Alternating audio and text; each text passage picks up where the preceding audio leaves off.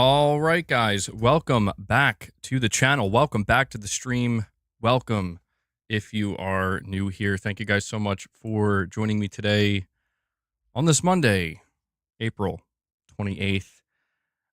Thank you for waiting patiently for the intro to finish up as well. Always like to give a little bit of time for people to come in. Dragon Knight, what's going on, man? Neo, you're saying Expedition 33 has a 9.2 critic score and a 9.7 user score. What do you mean no competition? Oh, you're talking about the comment about Ghost of Yotei. I think the competition is going to be fierce this year for Game of the Year. I do. I think that there's a lot coming out right now, but there's also, a lot more to come. So I think the competition is going to be pretty fierce. But yeah, appreciate you guys being here. I want to immediately ask you, if you haven't already, to take a moment and hit that like button. Okay, we're at 31 likes. I want to push to get 50 likes. Liking the stream not only lets me know you enjoy the content, but it also helps with YouTube's algorithm. So it'll push the stream out there in front of new people, and we can continue to grow the community. Arc Raiders doing test number 2. Yeah, I forgot about that. I guess I'm not going to be able to try that out. Am I still able? What do you have to sign up for it? I did see some gameplay recently for that, and it does look good. I actually think that looks better than Marathon, truth be told. That's a game I would like to try out.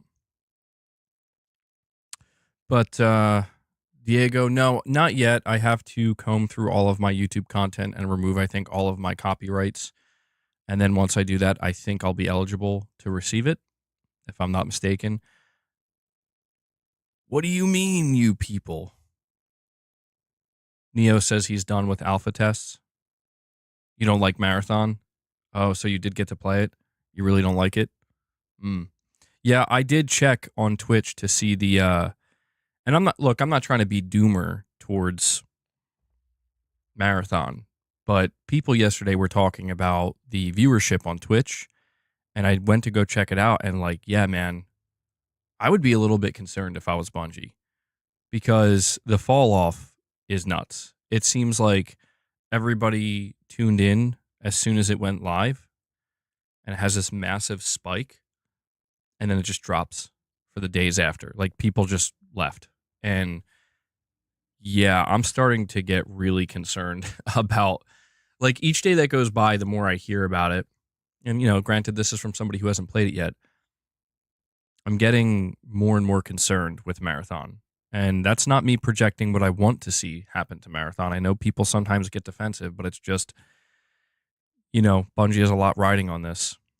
So, but anyway, guys, today we have multiple topics that we are going to be discussing. One of the topics has to do with both PlayStation Plus and Xbox Game Pass. We have a new report that lets us know there is pretty much no growth whatsoever for both of these subscription services. We have an industry analyst claiming that these subscription services, excuse me, are not the future of gaming, not even close. So we're going to have that discussion. We're also going to be talking about GTA 6 as we have a new report about an upcoming report. This is where we are with GTA 6. It's, kind of sad that we've reached this point, but we are apparently hearing that we're going to get an insider report very soon from I would say, one of the industry's most reliable sources about GTA 6. So we'll cover that. We're also going to be talking more about Ghost of Yotei. We have another interview that was conducted, this time Sucker Punch being interviewed by Famitsu and giving us more info and talking about it a little bit more. So we will cover that as well. And I'm sure we'll talk about other things on top of all that. But guys, before we dive into any of these topics, again, if you haven't, take a moment, please hit that like button. We are just 13 likes away from hitting 50. I also want to encourage you, if you are able to and you enjoy the content and you enjoy the community and the streams, consider donating to the channel. Consider becoming a channel member, gifting memberships. If we hit 25 members, we'll give Boss some of his treats. consider dropping a super chat or consider dropping a direct donation. All of those things help the channel and the community tremendously. I'm only able to do what I do here because you guys make it possible. So a big thank you to everybody who contributes in that way. But yeah, I want to start here by talking about PlayStation Plus and Game Pass not growing. I did cover this briefly in my video today, but it says here, coming from Push Square, for the first few years of the generation, a number of industry analysts argued that Sony may need to add first-party games to PlayStation Plus at launch in order to maintain pace with Xbox Game Pass. Sony, to its credit, always maintained its position that this was unsustainable. It later added tiers to its subscription offering, providing good value with PlayStation Plus Extra and PlayStation Plus Premium without going all in like Microsoft did. Microsoft has since missed a number of targets with its own subscription service and has subsequently started releasing games like Forza Horizon 5 and Indiana Jones and the Great Circle on Sony's console. And now, Circana analyst Matt Piscatella, writing in response to an upcoming PlayStation Plus exodus, has said that subscriptions are, quote, certainly not the future of gaming. He says here, U.S. spending on video game subscriptions has been basically flat for years following 2020/2021 growth, only boosted by 12% in Q4 thanks to Call of Duty going to Game Pass. So he's talking Q4 of 2024. And then finally, he ends it by saying subscriptions are certainly not the future of gaming, although they can continue to be a part of it. So this is an ongoing conversation, subscription services, Game Pass, PlayStation Plus. Lately, I've been seeing a lot of people talking about how bad PlayStation Plus is compared to Xbox Game Pass and how PlayStation Plus offers hardly any value or nowhere near the same value as Game Pass. And I understand why people are going to mention that because, yeah, there's always that elephant in the room when it comes to these subscription services, that Game Pass offers day one releases. However, what's ironic is that no matter how much people talk about the perceived value of, or even just objective value, right, depending on who, how you're viewing it, because there is value in Game Pass, no doubt, but how valuable it is to each individual person is subjective. But the point here is that no matter how valuable it's perceived, the growth is non-existent. And what's most shocking about this when talking about subscription services is specifically when you look at Game Pass, Matt Piscatella points out that the only time there was an increase worth any note of 14% was last year with Call of Duty Black Ops 6, which was the first time a brand new Call of Duty game launched day and date into any subscription service, and it barely moved the needle. It barely did anything. And I wouldn't be surprised if that's the main catalyst for why Microsoft is going all in with selling their games on PlayStation, because they were probably banking big. Well, actually, we're not going to say probably. We know Microsoft was banking big on Call of Duty truly moving the needle for Game Pass, and it did pretty much nothing, or it barely did anything at all. And I think what we can safely say at this point is exactly what Matt Piscatella is saying, and that is, if you had any doubt that subscription services are not the future of the gaming industry, well, it should be completely erased at this point.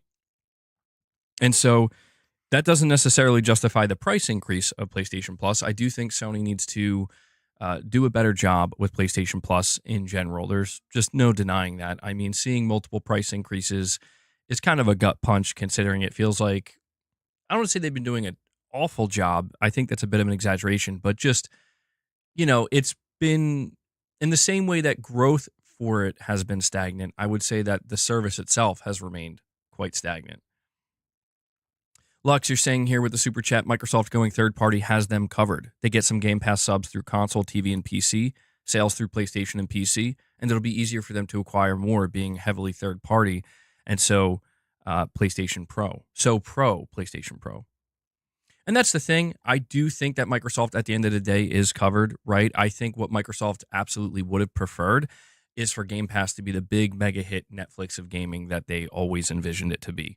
I have no doubt about that. I think everybody can agree on that, that if Microsoft had to choose, that's what they would choose. But because of what happened with their console sales, starting with the Xbox One going into the Series X and S, it just plummeted. And nothing they did seemed to move the needle for their console sales. So they put basically most of their eggs in the Game Pass basket. And Starfield was supposed to be another big one, and it just didn't do it.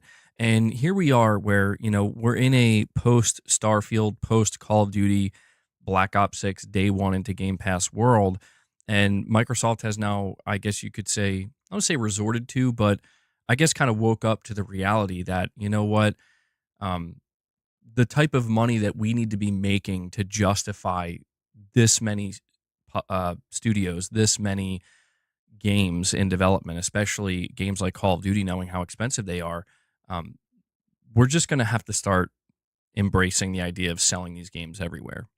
And so I do think at the end of the day, no matter what happens, Game Pass could implode on itself. I don't think it's going to. I don't think Game Pass is going anywhere.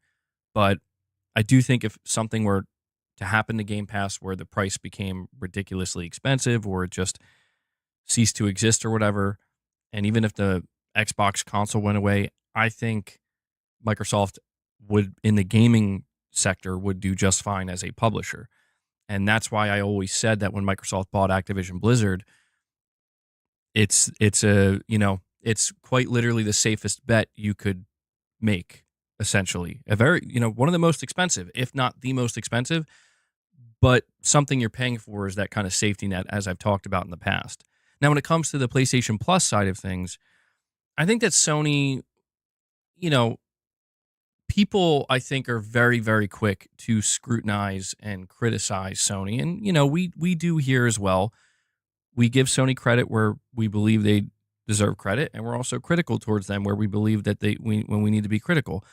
But I think Sony showed a little bit of wisdom here where there was, I do remember back in 2021 and 2022, this immense pressure from seemingly so many people in the industry to convince Sony, you got to go day and date. You got to try. You got to do what Microsoft is doing. And they, at the time, Jim Ryan, he wouldn't budge. He said, this is just not going to be sustainable. Like, we literally can't do that.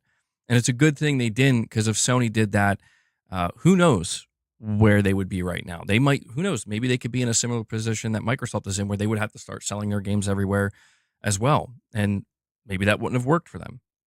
So it's not surprising to me in the least to hear that subscription services like PlayStation Plus and Game Pass are not growing and they are stagnant. It's a little bit more surprising from the Game Pass side, though, simply because with the way I see people talk about Game Pass, and this is where it once again highlights the reality or the difference between the reality versus what people are saying on the internet. The way that I see people talk about Game Pass, I would have assumed that this thing is killing it, that this thing is on the mend, it's on the up. It's just, and to be fair, Microsoft will be doing their earnings very soon. Maybe they did hit a new milestone. Maybe this is going to be outdated in a couple of days. I wouldn't be totally shocked by that, but it would be a little bit surprising. But with the way people talk about it, you would think that Game Pass is truly like the Netflix of gaming. Like, it's doing these insane numbers, and it's just not. The growth is not there. And it is in a way unfortunate for Microsoft, because if they don't get the type of growth that they need, they're going to have no choice but to increase the price of that in order to justify it. Or who knows, maybe they will be able to sell enough units of their games across the board to continue to justify it. Wesley, thank you so much for that donation. And I think looks like it's just an emoji there. I appreciate that, buddy. Can I provide my source and numbers to back up your point? Matt Piscatella of Circana, he covers, well, let me see. Executive Director and Video Game Industry Analyst at Circana, NPD, formerly of Activision and Warner Bros. Games. And so he tracks all of this data. The unfortunate part is he doesn't give numbers, and I assume he's not allowed to because he always gives percentages, but he's saying that subscription service growth is completely flat and it is not the future of gaming. Wesley, a member for 1 month with a milestone chat here, says Microsoft selling games on PlayStation, renting games on Xbox Game Pass, and on PC, it's a mixed split. Without PlayStation, the big games are not going to Game Pass. And that's the irony, right? I saw somebody say in my comments today that, Microsoft is going to subsidize Game Pass in this way. And yeah, they have you. I mean, the hope is they'll be able to do that because the only alternative is another increase for Game Pass, and I think a price increase. And if Game Pass increases in price again, I mean, there are still people that will say it's worth it, absolutely. But I mean, it's not gonna help, right? It's gonna do the opposite of get more people in the door and more people subscribing. But at the end of the day, Microsoft, just like Sony, is a business. They got to make money. They got to worry about margins, right? This is the name of the game, literally, when it comes to game development. So they are going to attempt to, I think, subsidize the cost while also hopefully making some kind of profit across the board with all these games. It's going to be very interesting and I think very telling to look at Microsoft's next earnings to really gauge the impact of Game Pass at this moment in time. What I can say from the PlayStation side of things is PlayStation hides their PlayStation Plus numbers, which is indicative of, if not stagnation, actually decline. And they will not reveal these numbers to investors, which I feel like that tells you all you need to know. And what's interesting is you don't see Sony putting any emphasis, seemingly, on trying to actually grow the subservice, but just kind of maintain what they have or mitigate the loss. And so I think that when it's all said and done, when the dust settles, it reveals just a simple truth, a truth that has persisted throughout the gaming industry since it was even a thing to begin with, since the first video game was sold. And that truth is that game sales matter. Game sales are the be all end all at the end of the day. They determine whether a publisher lives or dies. They determine whether a development studio lives or dies. Game sales are everything. It's nice to have these supplemental services. It's nice to have alternative ways to engage with these games. But if these games are not getting full price sales, at least enough to offset the cost to break even, there's going to be problems. We have Illegal Monkey here, a member for 8 months. Thank you for that, buddy. Saying the way Xbots talk about Game Pass, the same way crypto bros talk about their favorite token. So it crashes, losing all their money. That's an interesting parallel there. I mean, I can't say too much about the crypto market, but when it comes to, again, the conversations that I see people having about Game Pass online, I end up getting this false perception myself of like, this thing is absolutely killing it. And I think if you look at Game Pass in isolation, if it's at like 35 or 40 million subs, I don't think that's bad, right? Like, that's a lot of people. That's a lot of people subscribed to a service. But it's just the fact that we're talking about video games, and video games are not only so incredibly expensive to develop, especially AAA games, but they take so long.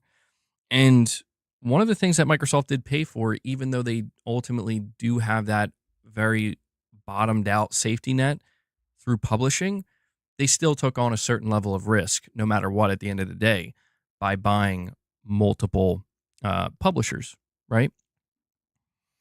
Lux with a super chat says, it's like gaming in general. It's just not growing. Every PS since PS2 never topped its sales, and that's a 20-plus-year-old console. Game sales never go up.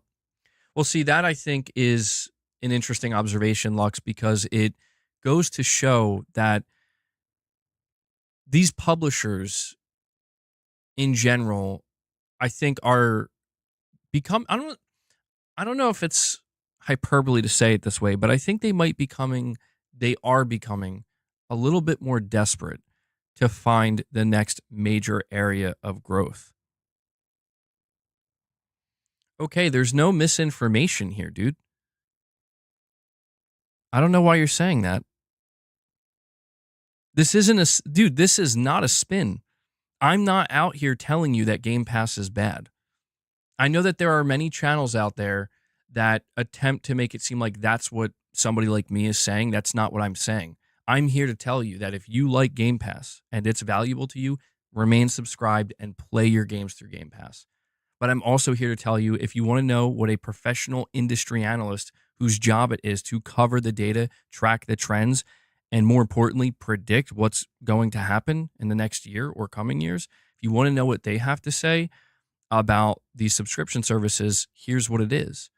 And honestly, I don't think you need an industry professional, right? I don't think you need an industry analyst to tell you this. And I am also putting the caveat in here as we go over this information. I am also adding the caveat that we are going to get Microsoft's earnings relatively soon. And I am prepared to find out that, hey, here's a major update to Game Pass subscriber numbers, and it's actually way better than anybody thought. And I will take my L and say, not only am I taking the L, but Matt Piscatella might have to take the L as well, right? But right now, this is all we have to work on. And I think the bigger question here is kind of like what you're saying, Lux. If all these different areas are struggling to have any type of growth and they're stagnating, it is true that the console space, generally speaking, seems to have stagnated. Now, there may be growth potential for the Switch 2, possibly. When it comes to the PlayStation side, I don't think anybody's predicting that the PlayStation 6 is going to do better than the PS4 or the PS5. The best it seems that Sony can hope for is it will do just as good. So we do need to kind of look at the bigger picture here and see where is the next major area for growth. And I think Sony, they're still trying to do the live service thing. For Microsoft, I think this is where they I think are out of that conversation, simply for the fact that if Game Pass doesn't grow, if console sales stop, what does that mean for Microsoft? It means they're a publisher. I think Sony, it's not going to be that simple for them. Lux, you're saying be close to 800 million a month if they had 40 million subscribers. True. And that's definitely a consequential amount of money. But we would have to figure out what the margins on that are, right? To be able to truly determine if it's making them money or if it's bleeding them money. I mean, I recall Sean Layden, and Sean Layden, granted, he hasn't worked for Sony since like 2019, but shortly after he left Sony, he talked about this, and he said that you would need, what did he say? Like, it sounded like a legitimately unbelievable number, like 500 million subscribers or something, which I think is, I feel like that's a bit absurd. Like, I don't feel like it would be that high. But he's been out here pretty much saying, time and time again, that the number you need, the number of subscribers you would need, and to maintain that number and not lose subscribers is so high that it's just like not, it's very likely not possible. It's not reasonable to try to, aim for that type of number. Revenue and profits are two very different things. They are. And so I think that we do have the answer in front of us. Again, I'm waiting to see Microsoft's earnings, but I think there's a reason why you see Microsoft allowing Bethesda to make an exclusive YouTube video advocating for Doom on PlayStation, hyping up the PS5 Pro version, talking directly to the PlayStation players who are going to buy this game. I think it's because Microsoft needs these game sales. I see people, not many, but I still see some people, they have this idea that Microsoft is going to do like the bait and switch. Like they're going to sell all these games on PlayStation for years to come, and then when they're in a better position, they're going to just be like, actually, never mind. We're not selling games on PlayStation anymore. And I'm like, that's not how that works. Somebody mentioned, and I don't know if it was Ulux, but somebody mentioned Microsoft trying to change the split where they get like a higher percentage of the RIP, like 80% instead of 70%. And I'm like, something like that long-term sounds more likely than them leaving. And that's something that Sony probably should have to consider, or should try to consider. But yeah, man, when it comes to the subscription services, I just think that the dream of the sub service sounds nice, right? Pay a small monthly fee, gain access to a massive library of games, and all is well. And yeah, to be fair, like there are millions of people who do interact with these subscription services that way. But I do feel that the reality isn't going anywhere. The truth of what the games industry is, what the games business is, the truth of the games business is exactly what I said earlier. They need to sell games. They need to sell them. And there's nothing wrong with trying to obtain the best of both worlds. That's what all these companies are trying to do. They want to have the best sub service and sell the most amount of games. That's exactly what Microsoft's trying to do right now. Sony, in a way, is doing that too, but I think that they're just kind of succumbing to the fact that PlayStation Plus isn't growing and they're not going to do what needs to be done to grow it because it's probably going to cost way too much. It's probably going to lose them a bunch of money. So the long-term viability of PlayStation Plus and Game Pass, I think it's okay. I think where these sub services are going to end is exactly where they are now, which is they're supplemental. They're not the priority. They can't be the priority because they don't make enough money to justifiably be the priority.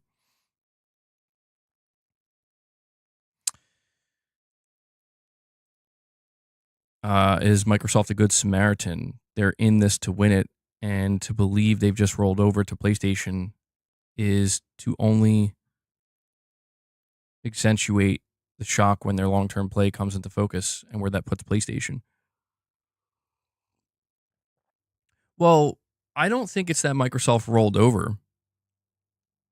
I think it's just my view of Microsoft's long-term play. If we're talking about, because the way you just frame that, it highly insinuates that there is still competition, that Microsoft still sees Sony as a competitor. Maybe not in the console space, maybe not even in the subscription space, but to a certain extent, somewhere down the line, they view Sony as a competitor. And I'm not sure about that, though. The reason being is because the margins on successful video games, the profit margins on successful video games, especially live service games, are so ridiculously high that I think at the end of the day, Microsoft, they are in that position of like, Sony, we hope you keep selling consoles. We hope your platform remains this viable for many, many decades to come because we're going to keep selling our games on here, specifically a lot of live service games, and we're going to be getting all those microtransactions. We're going to be getting all those season passes or battle passes. I mean, I don't think they call them season passes anymore. And we're going to get all those single player rips. We're going to get all of it, and we're going to get 70% of it, and you'll get that 30, and you'll be happy with that 30. And that's the thing, man. That's what Microsoft gets every single year. I think the biggest thing about Doom being aggressively marketed on PlayStation is because every copy of Doom that's sold on PlayStation, they get 70%. Microsoft gets 70%. And if this game sells millions upon millions of copies, that's going to make them a ton of money. It may not be as good as the 100%, but truth is, like, even a game like Gears of War, right? Let's take Gears of War E-Day. Assuming that's going to be a day one game, they're probably going to make more money on Gears of War E-Day launching on PlayStation than they've ever made from any Xbox exclusive, maybe outside of like Halo, on their own platform. And at the end of the day, what that's going to do is make investors very happy. All the investors are going to see is more money, profit margins up. And so you may see, well, console sales are beyond dead at this point, and Game Pass growth is stagnating. But hey, look at these profit margins. And you know what they say, money talks, right? Lux with another super chat. Thank you for the super chats, Lux. You're saying, of course they'll do that and push everything on PlayStation. It's the biggest market. It's why GTA will focus more on PlayStation. All third-party devs do its business. Exactly. That's why I'm not convinced of this notion that there is some kind of long-term, I don't know if the word nefarious is the right one to use, but just some kind of like long-term executable play that results in Microsoft basically getting the last laugh. Like, well, how do you feel now, Sony?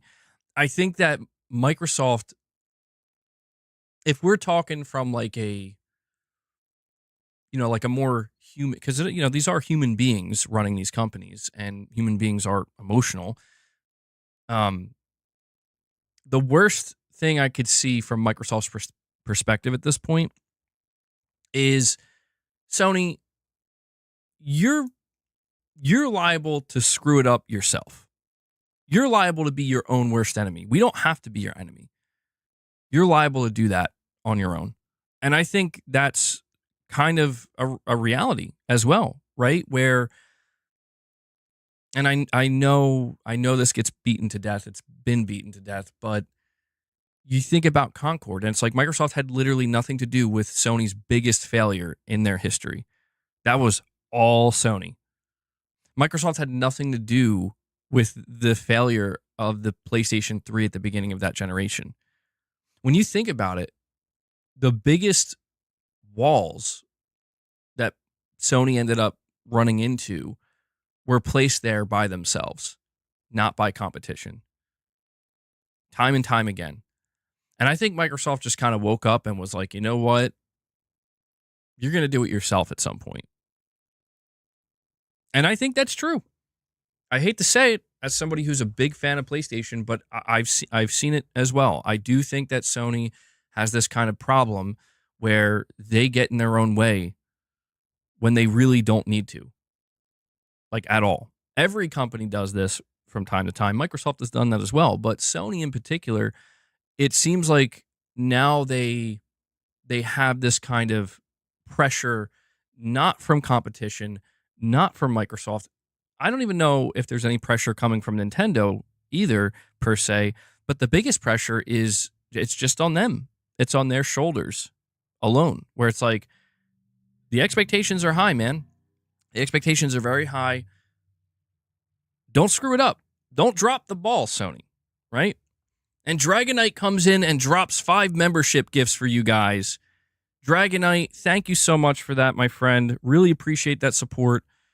I will add that to the counter, and I'll give you a little soundbite here as well. Thank you. Appreciate it.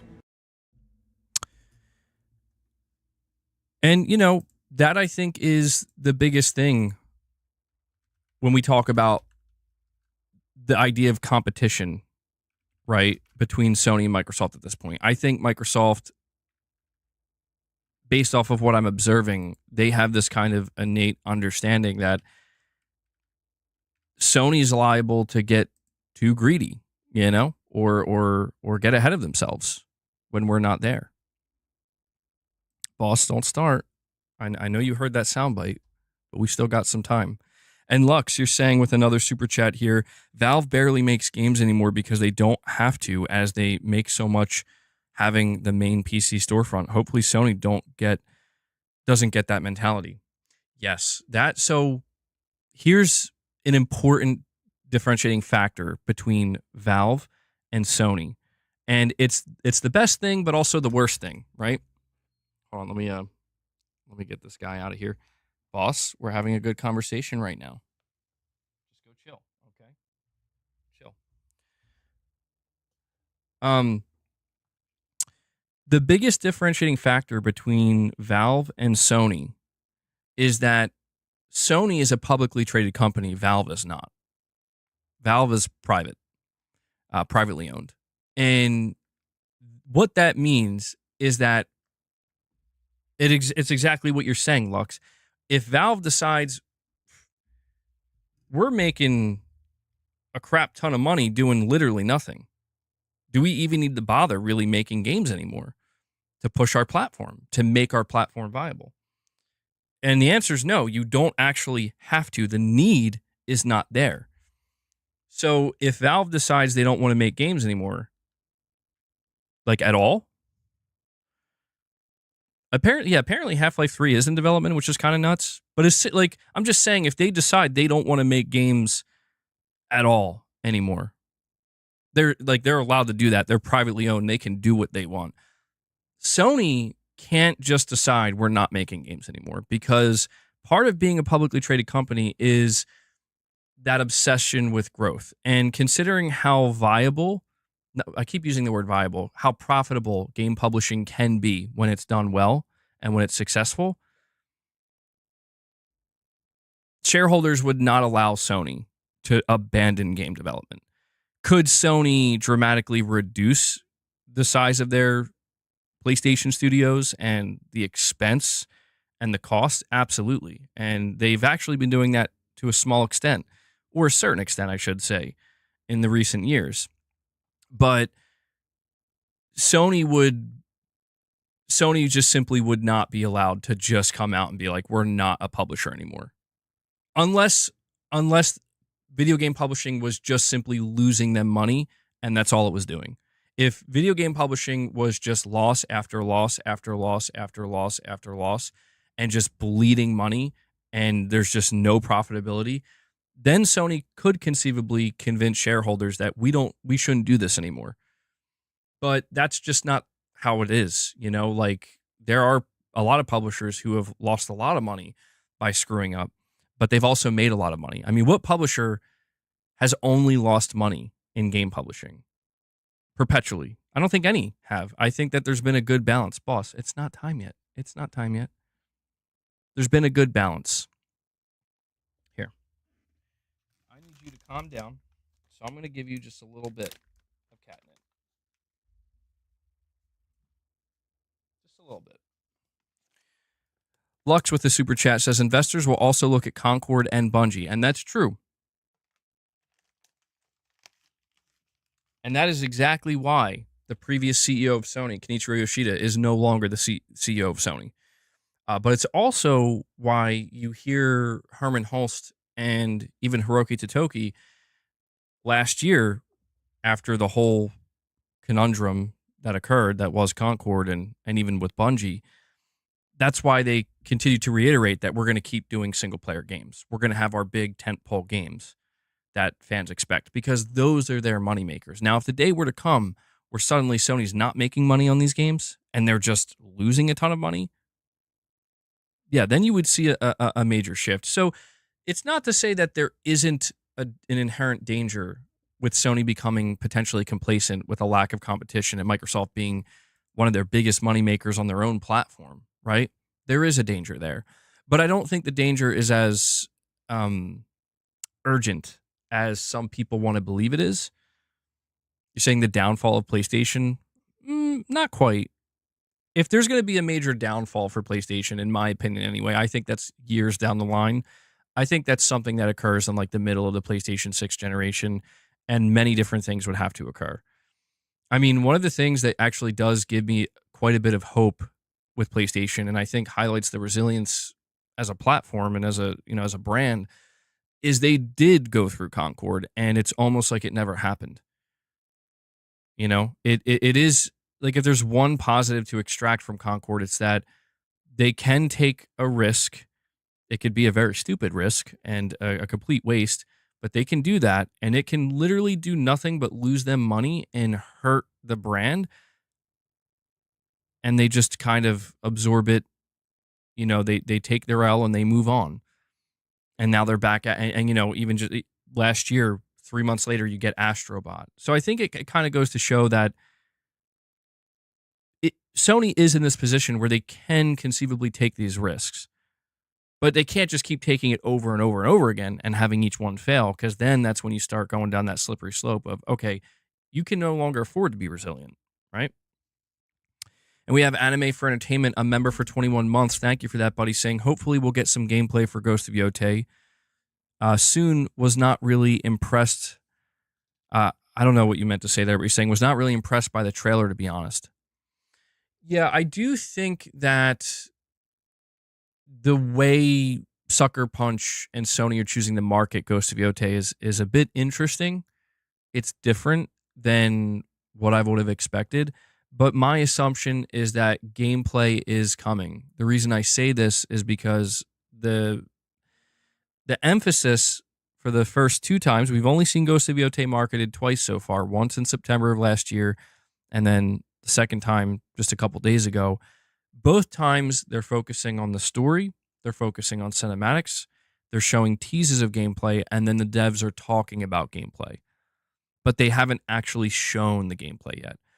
I do think there is a level of fear, a small one, but a level nonetheless, that it might end up looking too much like Ghost of Tsushima. Like, people might look at a gameplay demonstration of Ghost of Yotei and say, well, that looks just like Ghost of Tsushima. And it's like, well, yeah.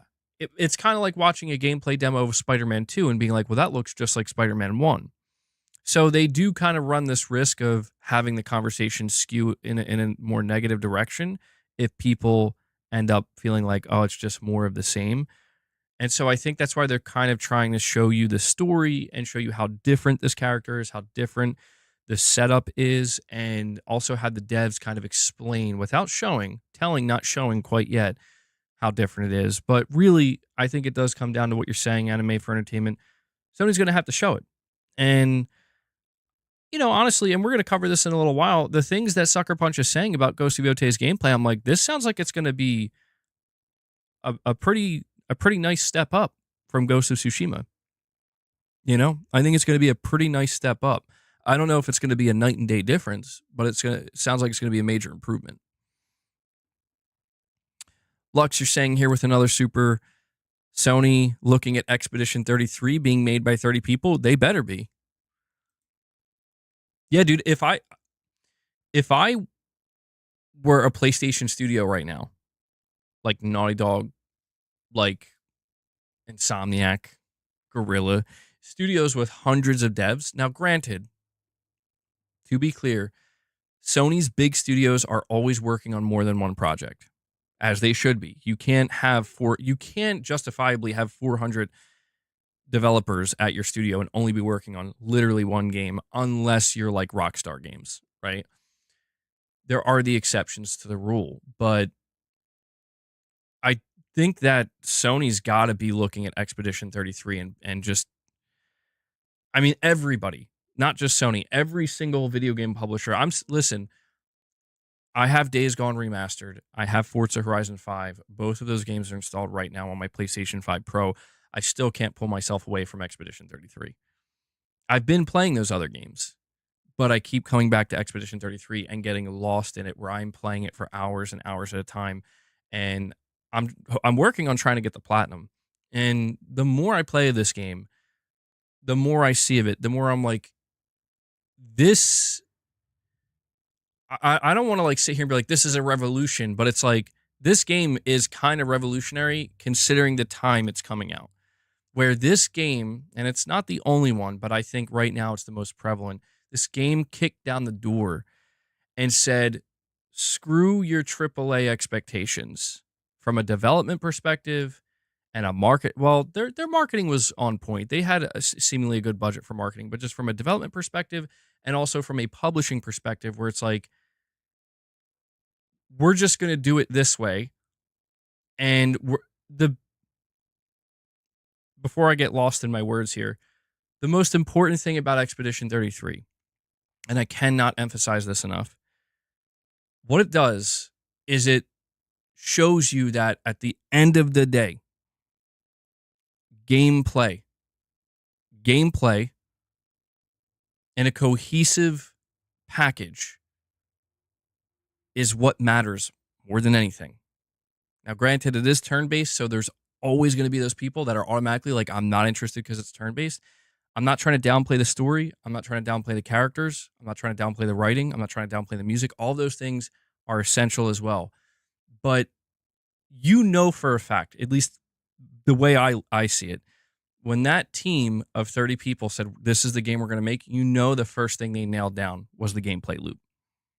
That had to be the first thing they nailed down. It's going to be an RPG, it's going to be turn-based, and this is what the gameplay loop's going to be. And everything else was fleshed out around that. And I think what that reveals is that if you're a developer trying to make a AAA game, that's all it really comes down to first and foremost is you got to have a gameplay loop that feels not just okay, not just good, but amazing. If you can get that gameplay loop that feels amazing, all the other pieces seemingly will fall into place as long as you have the talent. I don't want to make it sound like you could just hire anybody and anybody can do what the studio did. That would be taking too much away from them. But I think what it does show is that if you were to get a smaller team, 30, 40, 50 people, highly, highly, highly skilled in each department, and you first and foremost nail down that amazing, addicting, just concrete gameplay loop and take it from there and build everything else around that, how could you lose? How could you lose? All right.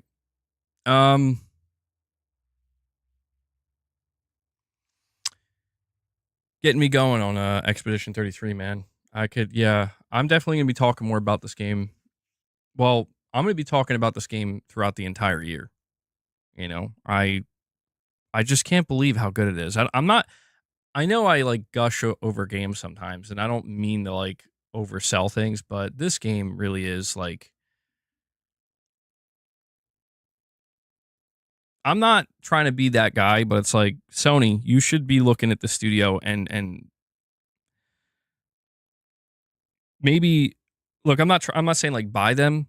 I'm not saying strike an exclusivity deal. It's not about that. I'm saying like maybe just give them money. I mean, oh, granted, I mean they can't just give them money for nothing, but I just mean I don't know. I hope I'm just really curious to see I'm curious to see what else this team can do. If they did this on a tighter budget with 30 people, what could they do? Don't give them everything, right? Because they want to. I think they want to maintain that kind of like tight knit group feel. But like, I'm just curious if you just give them a little bit more money, give them a little bit more time. What else could they do, right? You're going to see headlines: Expedition 33 causes mass layoffs in the industry. I mean, I don't know that that's what they were trying to go for if that were to happen, but by the way, guys, if you haven't already, please take a moment and hit that like button for me. We're currently sitting at 90 likes. I would like to see if we could get that up to 100, maybe push for 125. It helps the streams more than you know. Lux, you're saying Ghost 2 will be better? Girls, get it done. Lux, why do I get the sense that you're not a fan of the direction that Sucker Punch chose to go in by not doing another Jin Sakai story. But you also say here, if Expedition 33 wins Game of the Year, will it be the first Game Pass launch game to do so? I bet Microsoft PR, or they would PR the shit out of that. Yeah, I do believe that Expedition 33 should win Game of the Year. However, I'm saying that prior to playing Death Stranding 2 and especially prior to playing GTA 6. Now, I think it's unfortunate the timing of this game coming out alongside the same year where unless it gets delayed, GTA 6 is coming out. It just feels kind of unfair because if GTA 6 releases, that's going to win Game of the Year. Nothing's going to be able to outshine GTA 6. Not even Expedition 33. Man, what is going on outside? Is it like a zombie outbreak or something right now? Is it Resident Evil going on? But, yeah. And Corey the Legend Landiga comes in and drops 5 membership gifts for you guys. Corey, I didn't even know you were here, man. Were you in the chat? But thank you so much for that. That brings us up to 10 members. We're going to see if we can keep that going and get to that 25 mark. He was? Whoa, oh, that's concerning. Why didn't I see him? Maybe I just missed it. Anyway, sorry about that, Corey. Thank you for the member gifts. I'm going to add that to the counter. But yeah, GTA 6 is apparently still coming this year. And I feel like any other year, Expedition 33 comes out, it wins Game of the Year, dude. Any other year. Now, it still could if GTA does get delayed. But right now, Claire Obscure Expedition 33 is my Game of the Year. And I still haven't I haven't 100%ed it yet. So we have time. Oh, and by the way, Corey, this one's for you. I'm no hero. Never was. Never will be.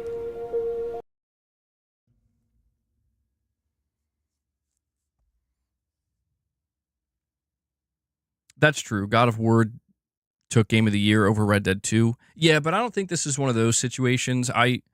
If GTA 6 is everything we think it's going to be, if it reaches the expectations that have been set for it, unfortunately nothing. Everything else is second or third place, no matter what. If Claire Obscure Expedition 33 did somehow upset, there was an upset and it did defeat GTA 6, that would be wild. And I wouldn't be upset about it. I would be all for that, man. But I'm trying to just also be a little bit realistic about it. But I think Claire Obscure Expedition 33 is a very important game for the industry to pay attention to. I think publishers need to realize that you can't just copy and paste what this development team did. That would be disingenuous to say. It's not that simple. It's very clear that even though there's only 30 people there, they are highly, highly skilled individuals. And, one developer working at Sandfall Entertainment might be worth like 20 developers anywhere else. That could be the type of situation we're looking at. And that's not the type of talent that you can just stumble across, right? But I do think it does highlight something very important, and that is you don't need to necessarily cap your teams at 30 devs. You don't need to do that. But you also don't need to blow up to 300 devs either to achieve something great. I think it just reveals that efficiency is key. Talent plus efficiency equals great results, right? I'm rooting for Expedition 33 though, man. The craziest thing to me is that this is not a game I was planning on playing at launch. It was a game that I was paying some attention to, but Metal Gear Solid Delta might cause some Game of the Year troubles. Just to talk about Metal Gear for a moment, I was thinking about this game last night and I'm like, man, it's almost here. It's almost here. I would like to see Konami succeed with this game. I don't know that Metal Gear Delta is going to be in the running for many Game of the Year awards, but I could see it maybe not at Jeff Keighley's show, but other shows winning some awards, if anything, just because it's Metal Gear Solid 3, right? That game was Game of the Year, I think, for many people when it came out in, 2004? And it looks like it's going to hold up. And Lux, you're saying here the weirdo journalists decide Game of the Year, GTA won't win. It'll be interesting to see how this plays out, Lux, because you are definitely under the impression that gaming journalists, modern gaming journalists, are going to be the undoing to a certain extent of GTA 6. And I'm curious to see if that happens. I'm not anticipating that. Truthfully, I'm anticipating that GTA is going to succeed across the board, even with game journalists. We did establish that there's going to be that one person, though, that one outlet that's like, yeah, 4 out of 10. Metal Gear Solid 1 remake. I think that's coming next. Did you do the climbing minigame in Expedition 33 yet? I did. And it was funny because when I came across it, I was like, oh, I can't do this. But I just kept trying and trying and trying. And then I did it in less than 5 minutes. It was weird because it was like my brain was doing something subconsciously to recognize the pattern. And so even though it felt like I'm not doing this, within 5 minutes, I got it done. And Yeah, I'm still cleaning up right now in Clair Obscur, and I'm quite shocked at how much endgame content there is. So I think they undersold this game because they said 30 hours for the main story and then 60 hours if you want to do everything. And I'm like, dude, I'm like 55 hours into it now, and I feel like I still have at least a third or more potentially left of this game before I 100% it. So yeah, man, I'm thoroughly enjoying my time with it. Let me tell you.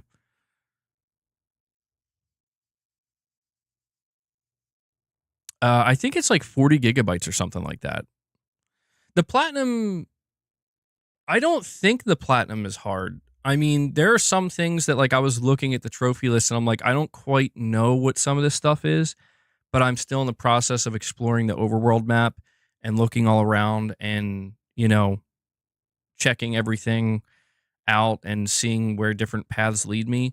But one thing I can say is that I've gotten very strong. My characters have gotten very strong very quickly because I've went through some high level areas and worked my way through them, and my characters leveled up so many times. And I mean, I'm doing attacks right now, and this isn't like a spoiler or anything. It's an RPG, but in case you're wondering, like for those of you who are playing Expedition 33 right now, I mean, I'm doing attacks sometimes that get over like 600,000 or 700,000 damage. Now that's not every attack, but you're when you're getting to like the end game stuff and you're really starting to max out some of your stats and unlock some of the more powerful abilities, um, and combine them with certain uh, buffs. Josh, thank you for letting me know. I'll read that next. But yeah, man, it's like kind of addicting. I entered this area last night and I finished it up this morning. I'm not going to say what area it is because I don't want to spoil anything, but it's clearly an area you're supposed to go to like almost right after beating the main story.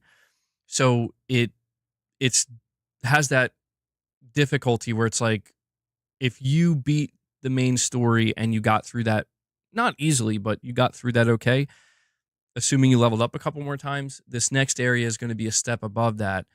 And I actually did things a bit out of order because they let you just kind of do things as you want. And I went to an even harder area. I grinded my way through that, leveled up a bunch of times. Then I realized, oh, wait, I was supposed to go to this area first.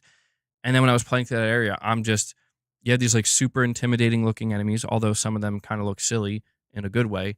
And I'm just blowing through them, man. And then I get to the end boss battle and I'm like, well, I'm definitely over leveled for this. Immediately destroy him. But I just entered a new area. Again, I'm not describing these areas purposely because I don't want to give anybody any spoilers. But I just entered a new endgame area that, if I'm not mistaken, I think this area I entered is actually like, I think it's the true like final end game area where like this is where things are the hardest. Like a character even kind of warns you, like, be careful, right? So we'll see. I'm excited to take that on next, but helplessly addicted to this game, man. Who would have thought? What timeline are we in where my game of the year is currently a turn-based game? I saw somebody saying that Final Fantasy 17 needs to be turn-based, and I'm like, you know what? I was not a believer. I played FF16. I loved it. I saw how many people were like, man, it shouldn't be this way. It should be turn-based. I'm a believer now, man. All RPGs, not all of them, but more turn-based RPGs. But there's a lot of games that you guys have been recommending that I apparently have to get around to at some point. So this game opened my eyes, man. I have a direct donation from Josh, aka Moonshot. Let me read that real quick so I don't lose it. He says, MBG, the infographics show with like 15 million subscribers, released a video the other day just cooking the living hell out of Xbox like a stir fry. Insane. I've heard of this YouTube channel, the infographics show. They released an Xbox video? Hold on, let me look this up. Arc Raiders Tech Test 2 trailer. Oh, hold on, I'm gonna have to check that out too. I don't have it up on screen. Sign up for a chance to play. www.arcraiders.com. I have too many things to play, man. I want to try that game. But the infographic show, let me see. 15 million subscribers. What? They did release a video titled "The Real Reason Xbox is Failing" 2 days ago with over 270,000 views. That is so random.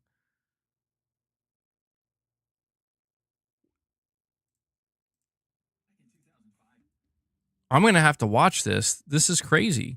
Another giant is falling. On today's episode of the Infographic Show, we uncover how Xbox, once a titan of gaming, is collapsing under bad leadership and brutal competition.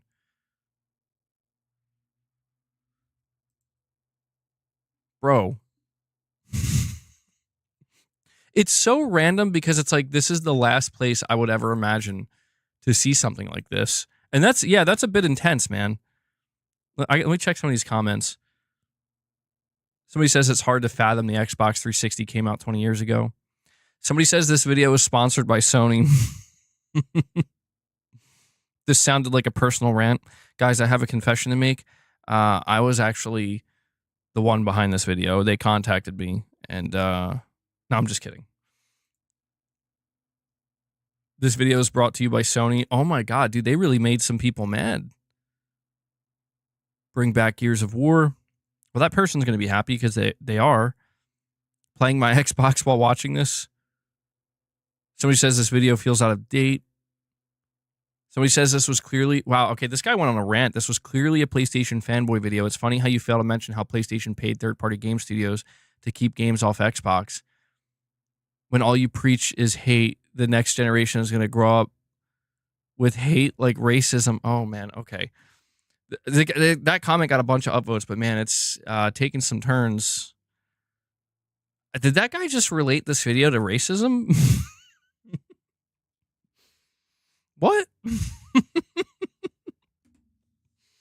All right. The video was old and was reposted. Oh, was it? Okay, that would actually explain a lot. That's kind of cheap if that's true, though, if it was old and they reposted it. The amount of misleading statements, lack of context, and outright lies in this video is wild. Dude, I'm kind of curious. I'm going to have to watch this at some point. They're really accusing this video of just completely watching this on my Series X. Cold Eastwood commented on it. Okay, this is freaking me out. I didn't expect to see that. So Cold Eastwood said consoles are niche according to PlayStation and Xbox leaders. It's about the games, and Xbox is definitely not failing in that regard. All right. Well, this video really shook the hornet's nest, seemingly. It's not about physical consoles anymore. It's about games. I don't know. Game Pass is amazing. Oblivion's on Game Pass, though. There's over 2,800 comments on this video, dude. Well, I don't know. Maybe I'll have to... I don't know if I'm allowed to react to that or not. I don't know if it would get, like... I guess it wouldn't get copyrighted. Maybe... Hey, listen, I'm going to be bringing back the Members Lounge very soon. Starting the first week of May. So...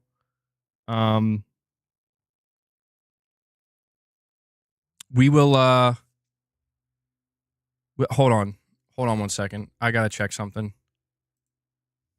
Important.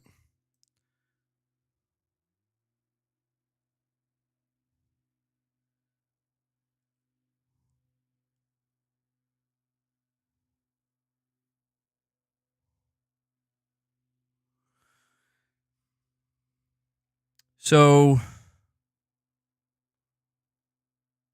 okay, I just got like a very important email from YouTube. So, going forward, guys, I wasn't planning on talking about this because I was waiting until I heard back from YouTube. going forward, I'm going to be very, very, very careful about what I choose to react to and what I choose to put on screen. The reason I say this is because I got notified like 2 days ago or 3 days ago from YouTube that one of my streams was flagged for what was it here? One of my streams apparently violated YouTube's terms of service, and I was extremely confused by this because I was like, whoa, that's the serious. That's not like a copyright claim. That's like,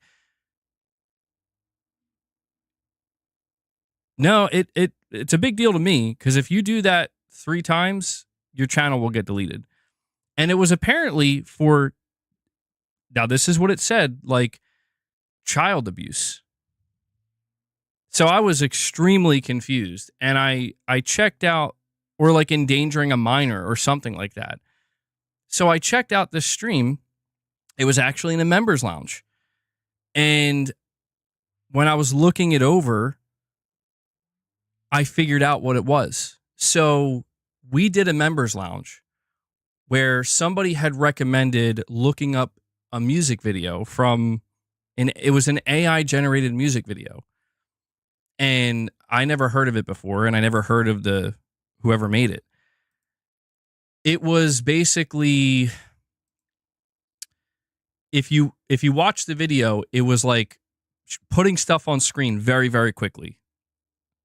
Like, I mean, like almost not like, I would say it was like flashing, but it was damn near close to like flashing. Like it was like instantaneous, and it was like weird stuff. But it was playing this AI generated music.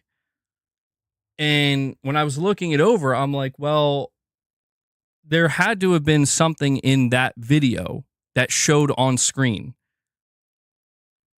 that that had to have been it. Because other than that, it was just a normal stream in a members lounge where we were just talking. So, you know, I appealed it just because I genuinely wasn't sure like what the hell did that. Because that's like a serious accusation. You know what I mean? Like, I'm like, damn, okay, like I'm not trying to violate YouTube's code of conduct here. And something like that, you would think you absolutely know what it is. But,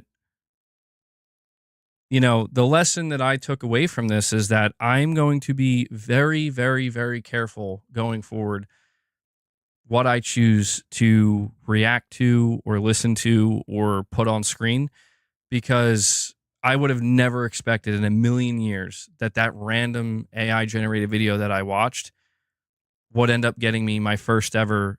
It was a warning, but you only get one warning, and then after that you start getting strikes. And yeah, what was weird is it was months and months and months ago. So it was like totally delayed. Very strange. Like very, very strange and just confusing to me. But my main takeaway is I don't even remember. All I remember was a members lounge from months ago. They took it down, by the way, and I can't put it, like, YouTube automatically removed it. So yeah, I don't know what else to what to say about that, because it's highly concerning. I mean, and honestly, stuff like that makes me nervous to do anything.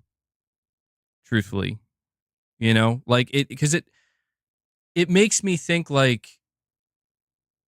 I know that this stuff is usually picked up by YouTube's AI. You're saying someone reported it? Someone had to have reported it. How could that even be possible?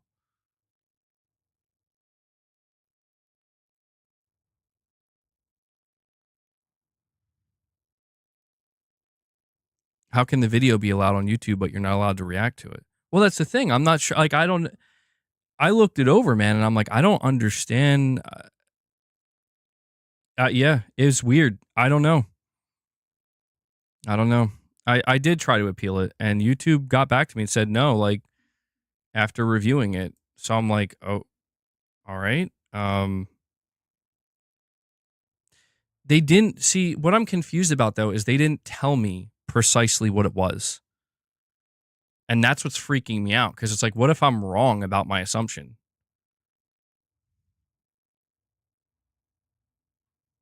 But yeah, I was really just caught off guard by this. Sorry to derail the conversation out of nowhere, but I got that email back.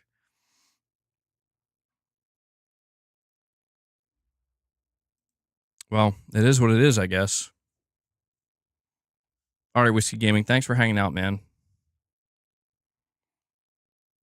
I'm going to read these super chats backwards. Lux, you're saying 100% somebody had to have reported it?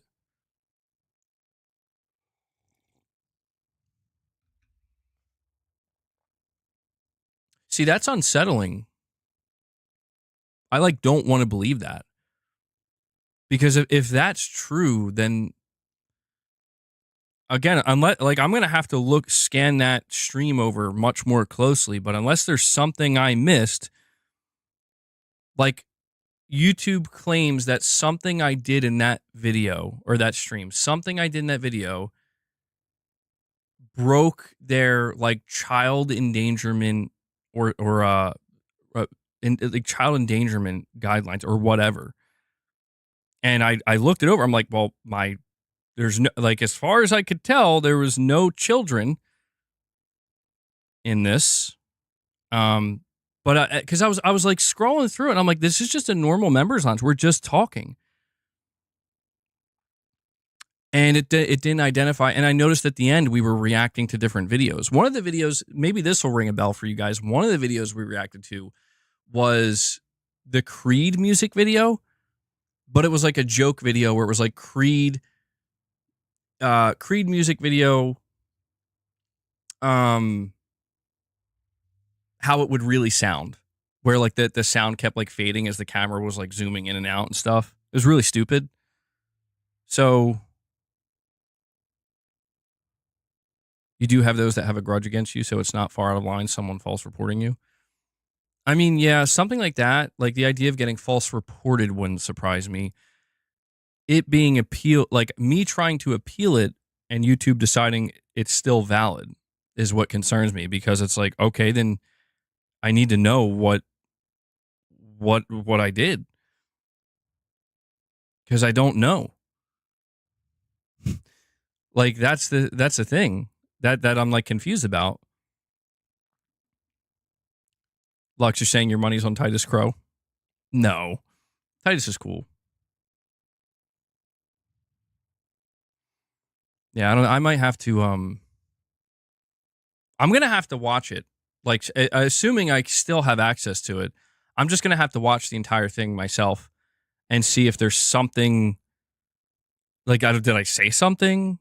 Well, it had to have been those videos. That. That's the thing that got me, is when I was looking over the footage, I'm like, those AI generated videos are disturbing looking. There's something unsettling and disturbing about them, but they're going so quick, I can't really pick up on what it is. And I'm almost wondering, but that's what you're saying. Those are videos that I believe you can still watch on YouTube right now. So that wouldn't make any sense, because, or at least I'm assuming, I haven't checked. Maybe those videos were taken down. Yeah, I'm going to have to figure this out, because I sent them, I emailed YouTube back and I let them know. I'm not sure what it is exactly that caused this. But anyway, stress, man, stress.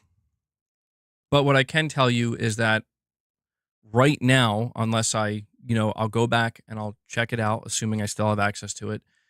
And if I can't figure out precisely what it is, then I'm going to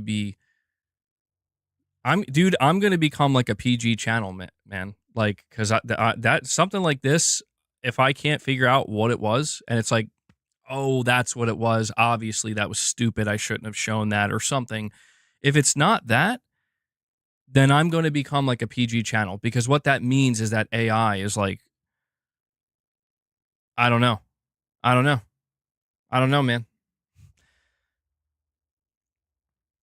Titus Crow, you're saying I really think it's AI moderated.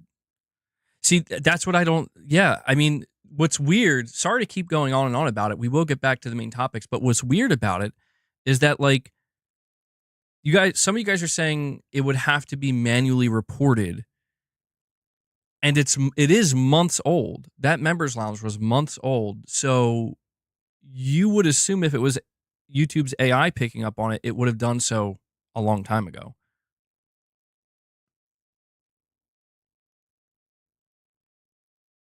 Could be the I'm not going to read it. No, that was a. I think that was a recent. I said that name on a recent stream.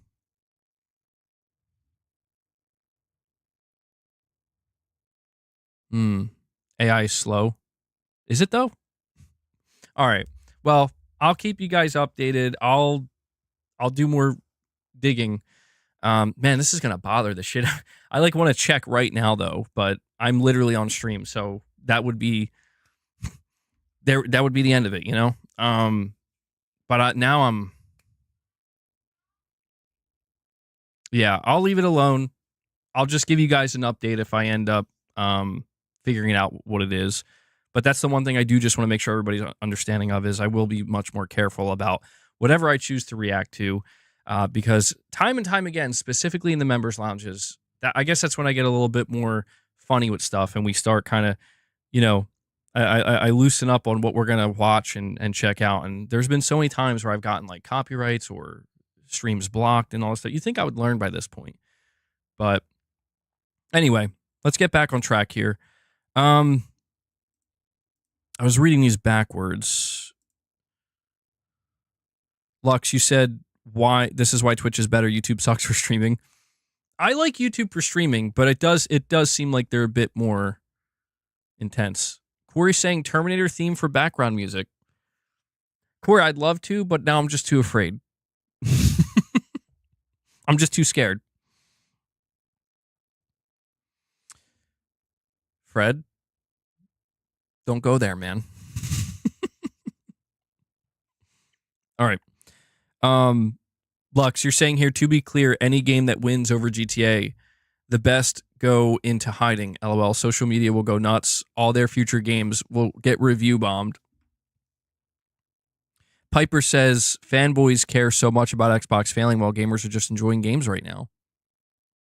I mean, there are still fanboys out there, like the toxic fanboys that, you know, I especially see them on Twitter, and they're on both sides. I see them on the Xbox side. I see them on the PlayStation side. I mean, these days I'm seeing them on the Nintendo side too, apparently now. And it's just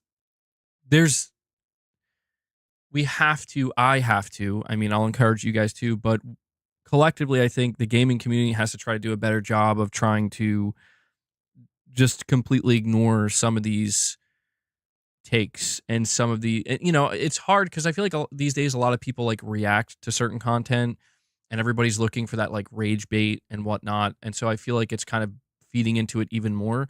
But we have to do a better job, at least I'm going to try to, of not allowing just certain opinions and certain takes that are just clearly coming from a place of absurdity or,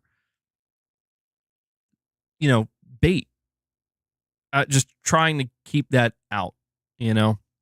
I think that you see that there are certain people, they get very small followings and I'm not trying to like, this is no shade being thrown towards anybody because there's no specific individual that comes to mind. I'm just saying I randomly see these accounts where they get very small followings and they're only known, like the only way they got those small followings is by being that type of way. And so they just kind of, that's their character now, right? Like they're the caricature.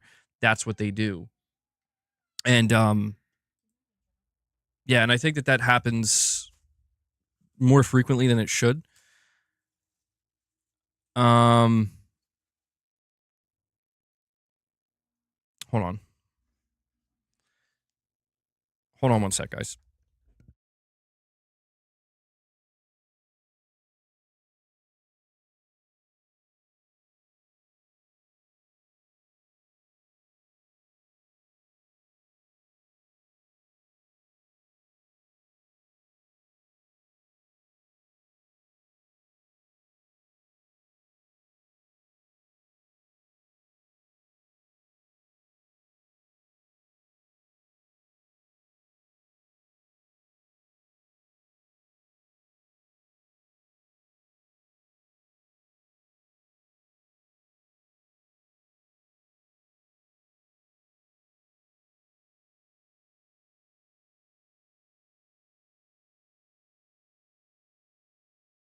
Sorry about that.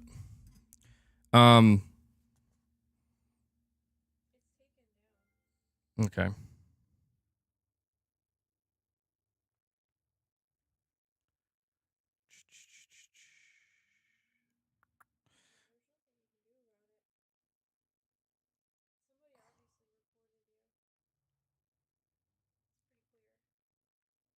Gotcha. Okay. All right.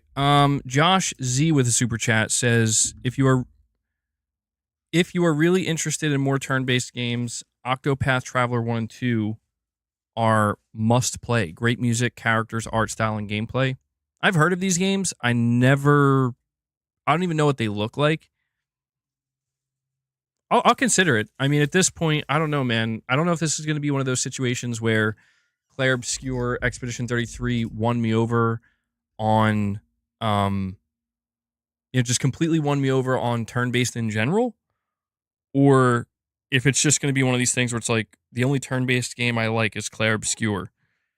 I'm not sure. I guess the only way I would know is by trying out different games. But XCOM 2. I've heard of these games. I'm trying to like visualize what they are, but it's not coming to mind. Let me see. Octopath Traveler.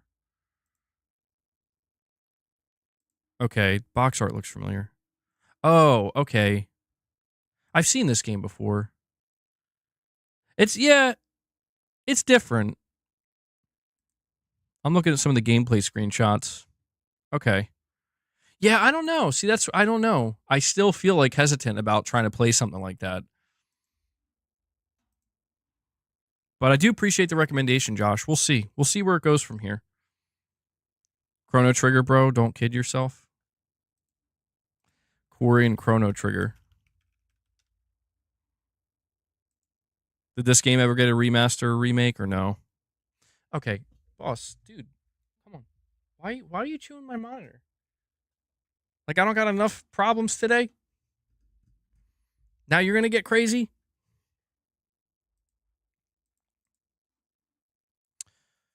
Baldur's Gate 3 is a big one. Yeah. 98% accuracy equals miss. Yeah. Boss. Dude. Worms. Why you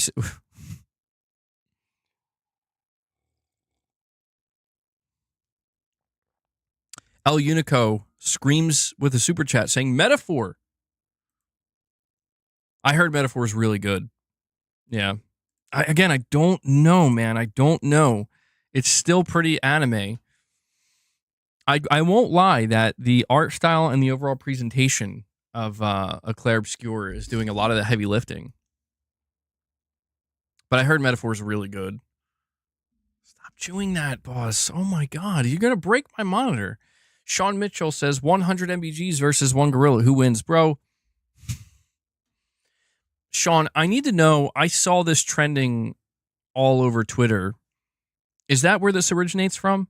Just a random tweet of somebody asking who would win 100 people? I don't think that's how they worded it, but 100 people or one gorilla. 100 MBGs. I'm pretty sure 100 MBGs are losing. Yeah. Pretty sure, Sean, that 100 MBGs are losing that one. Because I saw that trending all yesterday and people having the craziest responses. And I'm like, where is this even coming from? Why is this trending? Yeah, gorillas are terrifying. Gorillas are... I think the scariest thing about a gorilla is like one gorilla has a strength of like 7 or 8 like fully grown men or something like that. Something along those lines. Is it still trending, Sean? Why? Where did this even come from? No way you lose that. Gorillas are nuts. Anyway, Sean's trying to get us off track here. Sean, I got to be careful what I even talk about anymore. Apparently.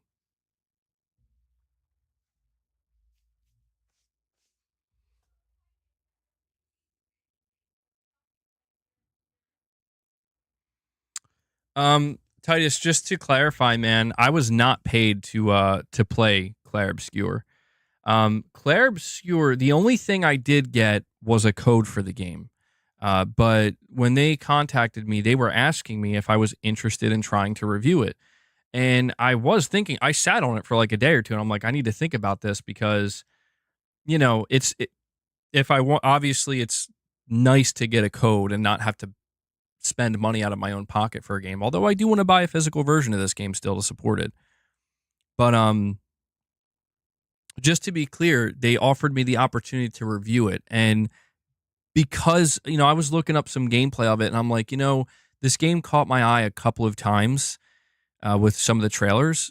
So I'm like, all right, I'll give it a shot. And I told you I was nervous, man. I'm like, I am afraid I'm not gonna like this game, which is fine because I'm allowed to review it. But I'm like, I was afraid I was gonna put myself in an awkward position where it's like, bro, you chose to review a type of game that you never play, and you're giving it a not good review. So of course it's going to be because you just don't like these type of games. And I was a little bit afraid of that, but I'm like, you know what? Let's just, worst case scenario, I just don't even review it. I just play it. And I'm like, oh, okay, I'm just going to pretend this never happened. But once I started playing it, I'm like, why is this game so amazing though? They just stare down to Shaq. Please do this more and take payment for an honest opinion. That's fair.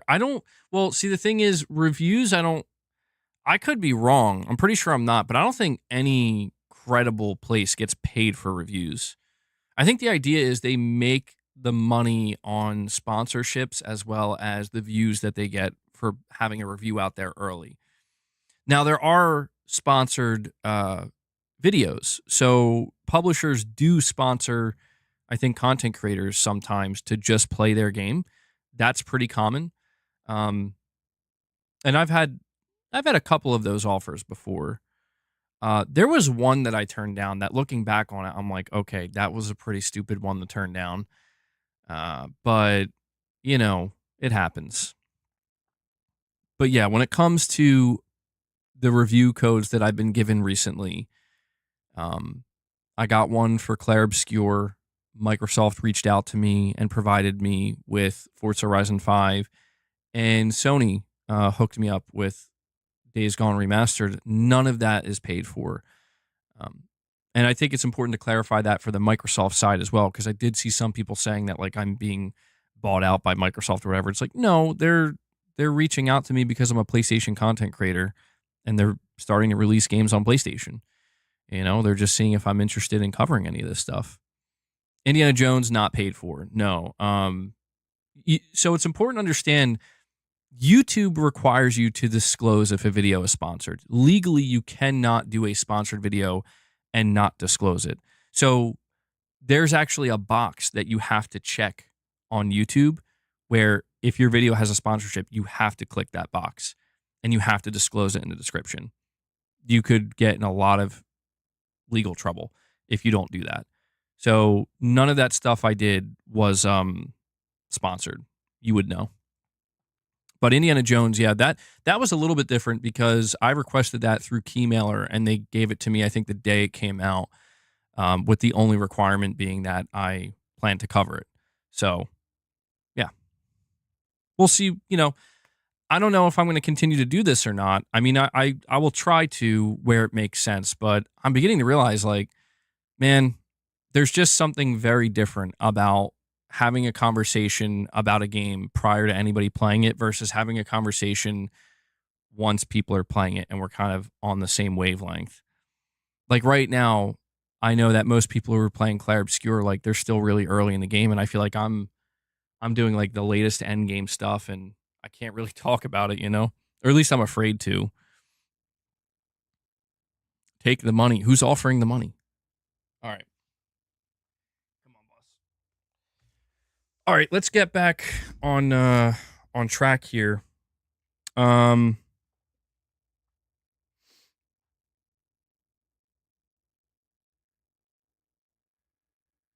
just hit Act 2. Okay. All right.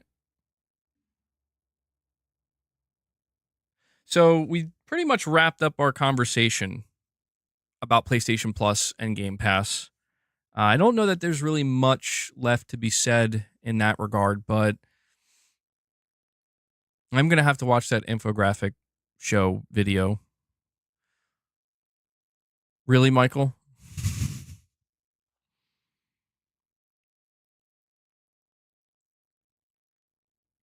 The Ghost of Pennsylvania, you're saying Gears is definitely hitting the PS5? I think so. Yeah.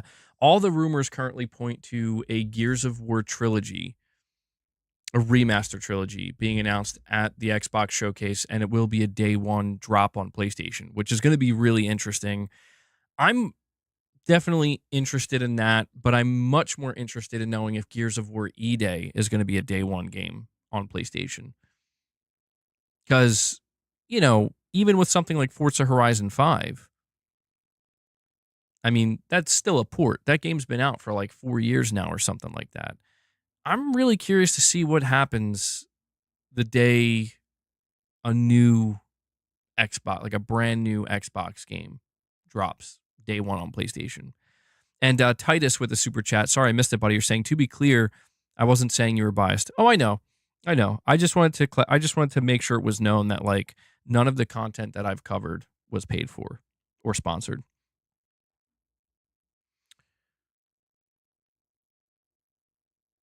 Fred says, to those just getting to Act 2, make sure you visit the camp often to raise the relationship levels with both the characters in your party. And SK. SK is a cool character, man. All the characters are great. Question, will Gears of War and Halo Master Chief Collection have a physical, purchasable PS5 game case? That's a good question. I'm not sure. Well, okay. The Master Chief Collection is the one I'm not sure about, because that's going to be a port. And if we look at the way they handled Forza Horizon 5, that was also a port. And,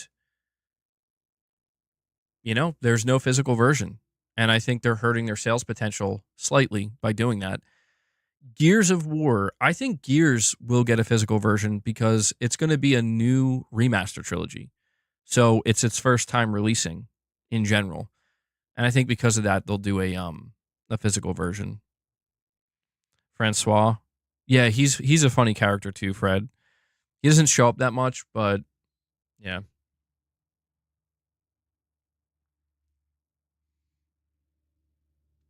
You have heard that Microsoft games are selling incredibly well on the PlayStation. I'm sure they're ready to bring everything now.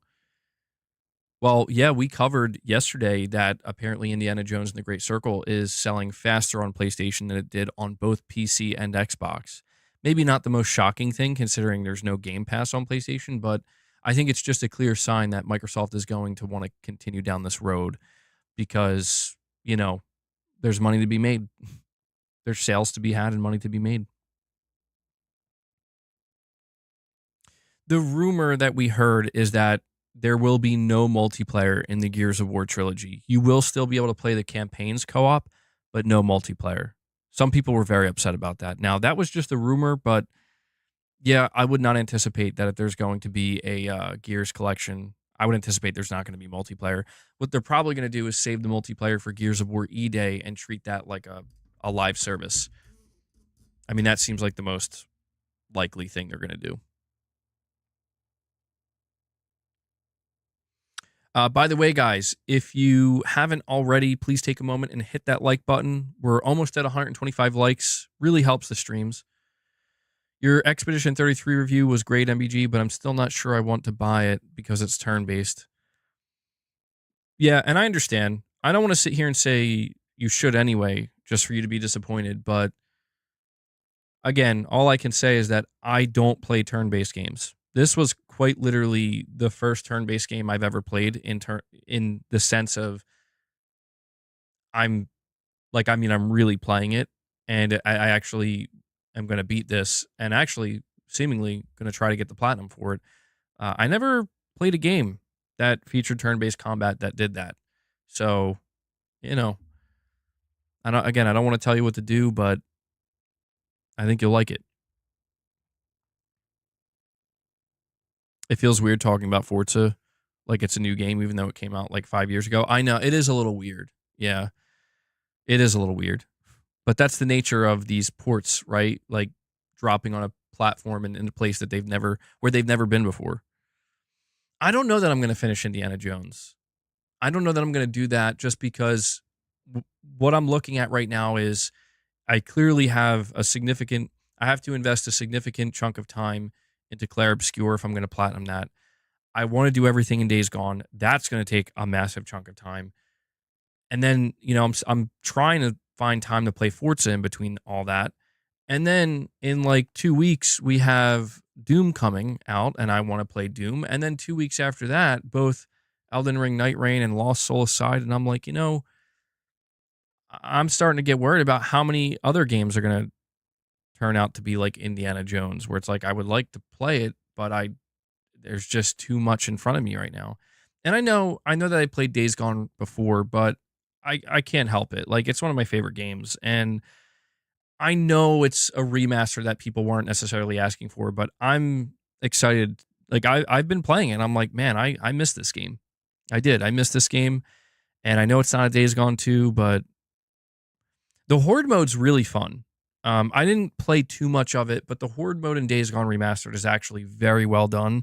And I'm actually really looking forward to pretty much doing everything I can possibly do in the Horde mode once I beat the game again and get those trophies. But from what I played of it so far, yeah, man, I mean, it's the new content that shipped with Days Gone Remastered, and I think that they did a good job. I still think it highlights why Days Gone is a property that I think Sony should do more with, because the hordes are by far the funnest part of Days Gone. I mean, there are a lot of great things about Days Gone, but the hordes, once you really get into a flow and you know what you're doing and you know how to handle them, it's a really, really great game mechanic. I would say it's the hook, right? It's the hook game mechanic here.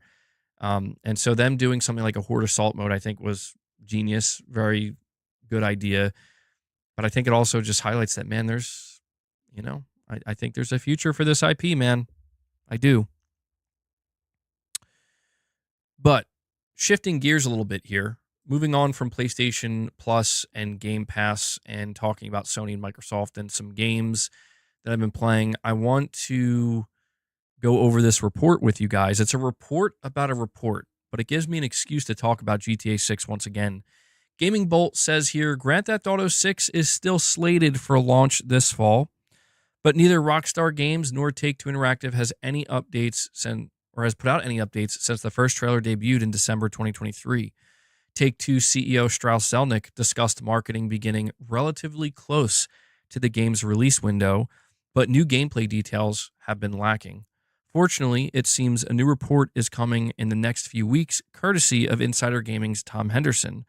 On the latest Insider Gaming Weekly podcast, he revealed, quote, "Speaking of stories and GTA 6, I do have a well-researched story coming out in the next couple of weeks about GTA 6 and the online component," end quote.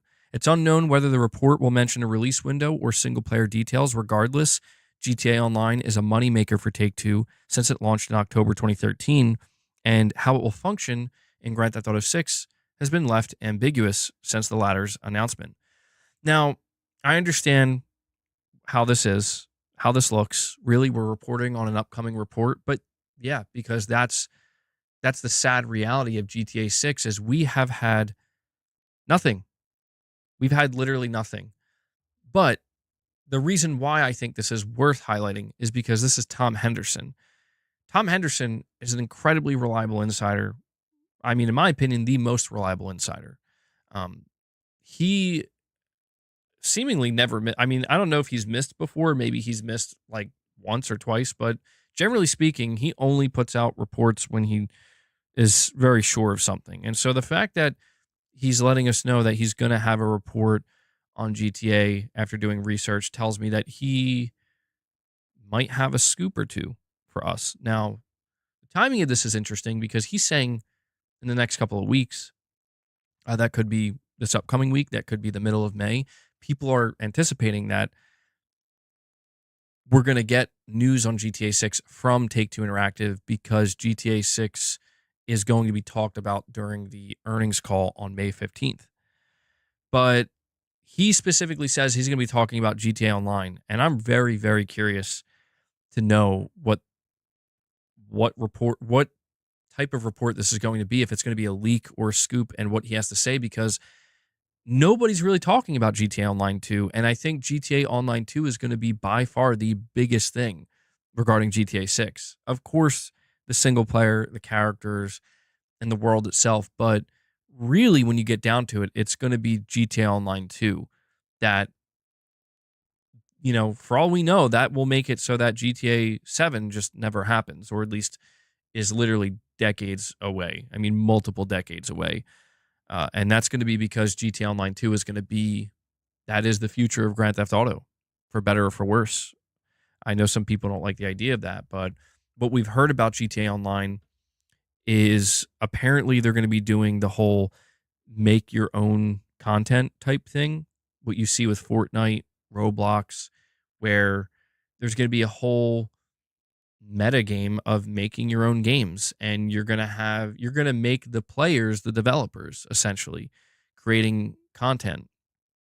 And that makes a lot of sense for a game like GTA. I mean, you already see that with GTA 5. It's just in an unofficial capacity. So Take-Two Interactive is going to look to monetize that.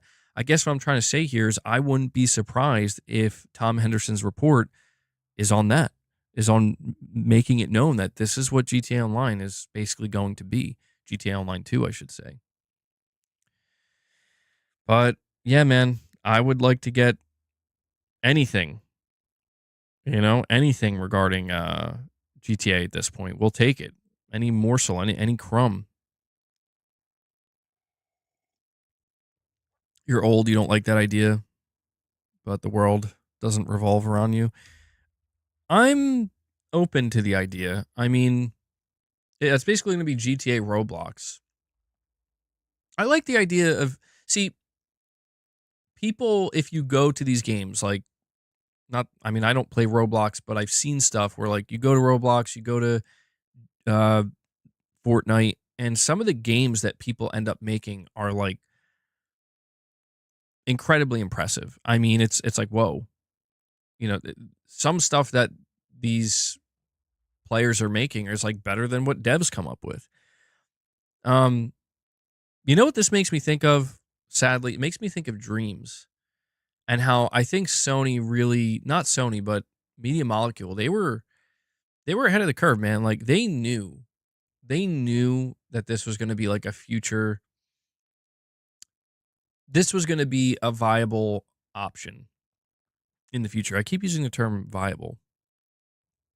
And it took them a long time to make that game, but I think Sony screwed it up, because Dreams, from what I understand, and I never got too deep into it, I definitely didn't try to make anything.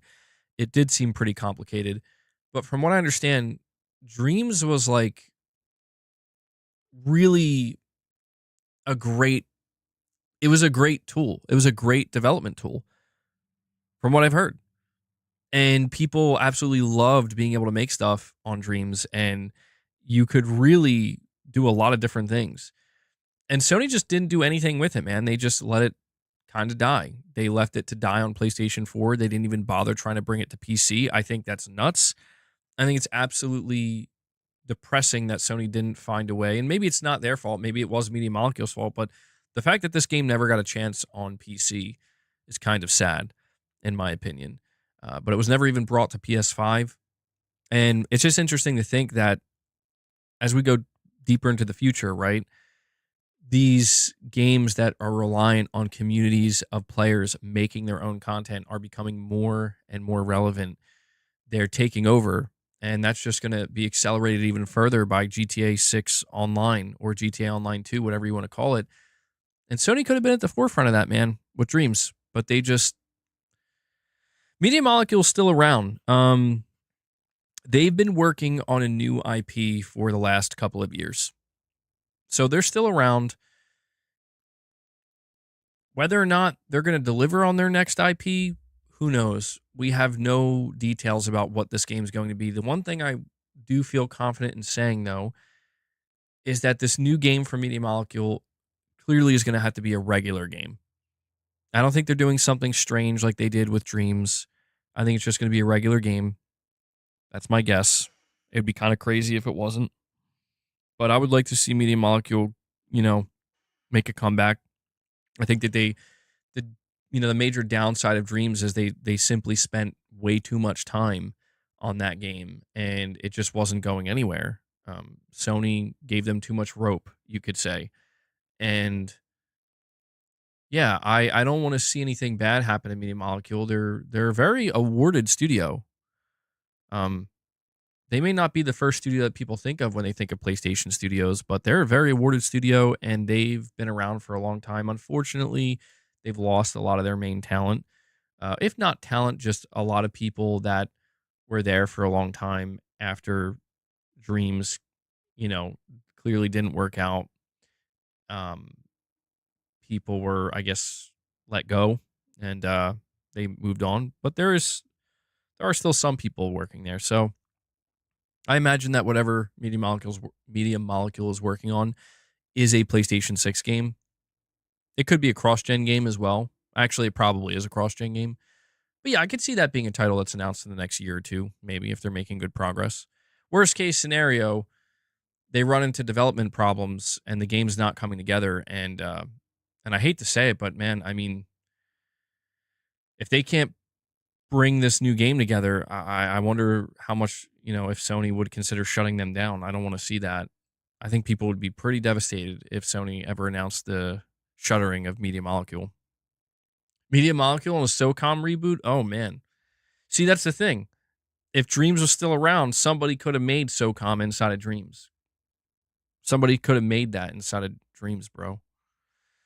You think Mind's Eye looks fire? I did see some people reacting to the gameplay. I think some of you guys are being a bit harsh on that little teaser of gameplay yesterday. I think it looks pretty good.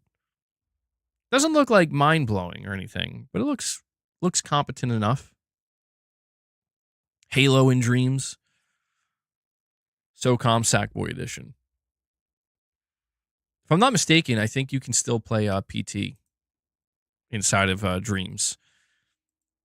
Somebody remade it. It's like really close to actually being the, like the actual PT. But yeah, man, kind of circling back around the GTA 6, I'm really, just like everybody else, it's not just me, I'm really curious to see if we end up hearing from Rockstar in May. I'm not necessarily holding my breath, but there's no denying that May 15th is going to be an important day for anybody who's interested in GTA 6, because if this game's going to get delayed, that's when it's going to be announced around that time. If it's going to stick the 2025 landing and release this year, they're going to make it known. They're going to make it known very clearly to investors. And, there are people who are assuming that Rockstar is going to drop the next GTA 6 trailer alongside their investor meeting, like at that same time, because that's when they're going to give a release date. And that's what it's going to be. It's going to be a new GTA 6 trailer where at the end it drops that release date and, they'll be talking to investors about it. It could happen. I could see it happening. But again, I'm not necessarily holding my breath and I don't want to get anybody's hopes up. But at the very least, we have Tom Henderson saying, hey, he's got us covered, right? He's got us covered with an upcoming report. So we'll get something. We'll get something GTA related. We also have Perfect Image here with a $2 direct donation saying, MBG, I hope GTA Online allows us to travel to Florida because they developed an element like that in the last DLC. Cayo Perico heist. I don't know if I'm saying that correctly. With a drug lord, El Rubio. Well, it's worth noting, Perfect Image, that GTA 6 is based in Florida, essentially. It's Vice City, and Vice City is essentially GTA's version of Florida. What I'm curious to know is if we will be traveling to different regions. My assumption is we're not. However, I could see them doing something for GTA Online 2, talking about that for a moment. I could see them doing something for that where they do have different regions in multiplayer that you can travel to and from. Maybe not at launch, but like down the line. I think they mentioned wanting to do something like that. Or what you just kind of said. They did that in in a DLC. I wonder if they're going to bring that over and kind of flesh that out even more. I mean, could we see like a Liberty City like update, right? Or something like that, where maybe a couple years in the GTA Online 2 to like the massive Liberty City update where all of Liberty City, you can go play there now. I don't know. I mean, if people can make their own content, is that what they're going to do? We talk about the idea of user generated content for GTA Online 2. How far does that extend? Can people make their own maps? Can people try to make their own cities? I mean, these are the things you kind of start to think of.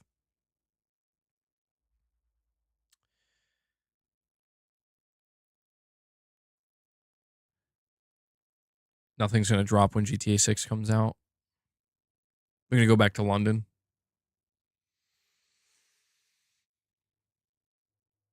Guys, once again, thank you so much for hanging out with me today and joining me on the stream. If you haven't, please take a moment and hit that like button. We're sitting at 134 likes. I want to see if we can push to get that to 150.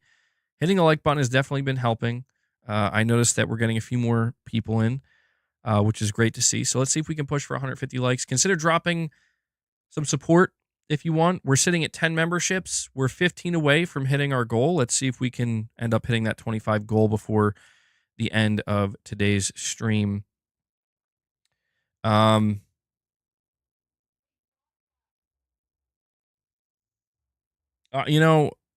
is chilling, and I'm not waking him up. We hit 25 members. I'll wake him up, but I'm not waking Boss up. I'm enjoying the piece. He gets crazy. He gets crazy anymore. That's why I said $100 for GTA 6 makes sense, but $80 for an asset flip cart game is stupid. GTA Sim City. All right. Let's see.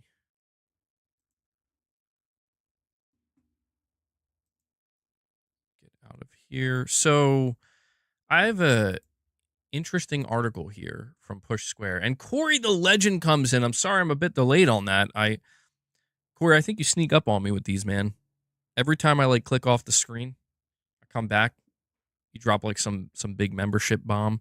But Corey the Legend Landiga, once again living up to his name, there's a reason why he's called a legend. He drops 10 membership gifts for you guys, and just like that, he sets up the 5 bomb for us to hit that goal. Because he says, you know what? Maybe we do got to wake Boss up. Maybe it is time. Chaos shall ensue. Bro, he was trying to bite my monitor. He's going to literally puncture my monitor, bro. I don't know what's got in him. I think it's because it's these new treats. They're not the regular ones. They're I have 2 different kinds. I have the greenies, which are the healthy ones, but I think there's also some catnip treats mixed in there too. And I wonder if it's catnip ones making him crazy. But Corey, nonetheless, thank you so much for that, man.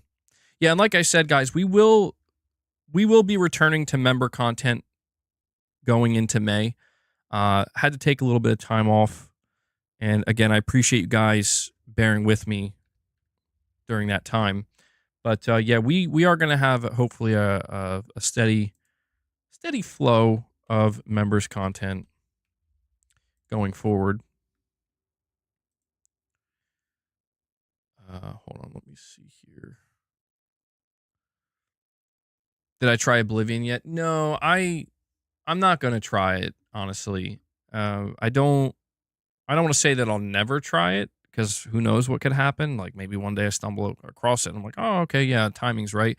But right now, I'm gonna be passing on Oblivion, and I feel weird because it seems like everybody's loving it and enjoying it, and it's like the talk of the town alongside Claire Obscure. So I'm glad I'm at least playing one of them. But yeah, man, I can't do it. I just can't do it. It's no offense to Bethesda. It's no offense to Oblivion. It's no offense to the game.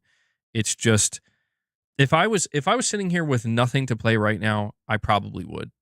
If that makes you feel any better. If there was just if this Oblivion remaster dropped on a day or a month, I should say, where I wasn't playing anything, or a 1 or 2 month stretch where there wasn't anything coming out, I would be willing to give it a shot. But the timing is what's just making me like I'm not even paying attention to it.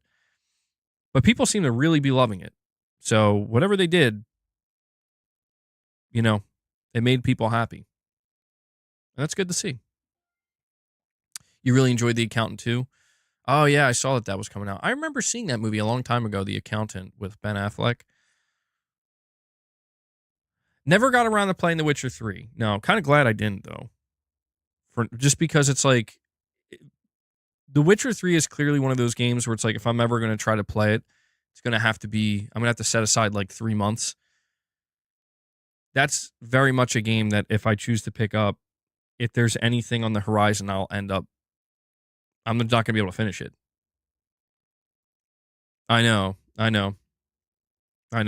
I definitely have some games I have a backlog of certain games that it's like these are considered must plays, and at some point in my gaming career, right? In my gaming lifetime, I should say, I'm gonna have to get around to playing it. You platinumed it twice? Jeez, man. There are a lot of games I've played. There are also a lot of games I haven't played. One of the biggest issues I have now in my life, well, it's not in my life, but just like, I don't even want to say it's an issue. It's all about perception. Something that's very different about me now as a 31-year-old adult playing video games versus how I was when I was like a teenager or younger, or even in like early adulthood, is now when I pick something up, I'm like, it kills me if I feel like I can't finish it. Or like I end up like this is why I was like freaking out about Final Fantasy, because I was like, bro, I'm being pulled away from it, and it's gonna drive me nuts if I don't finish it. And I hate that feeling. I hate that feeling of just not being able to commit to it, man. So I'm always very hesitant. And Dragon Knight comes in and drops the 5 bomb. He does it. I was waiting for Hellbound, but I guess he's not here right now. Like Hellbound's usually the one, he dunks it to get that 25. But either way, Dragon Knight's got him covered with a second 5 bomb today, and we did it. We hit 25 members, guys. Thank you so much for that. I'll give you the, here we go.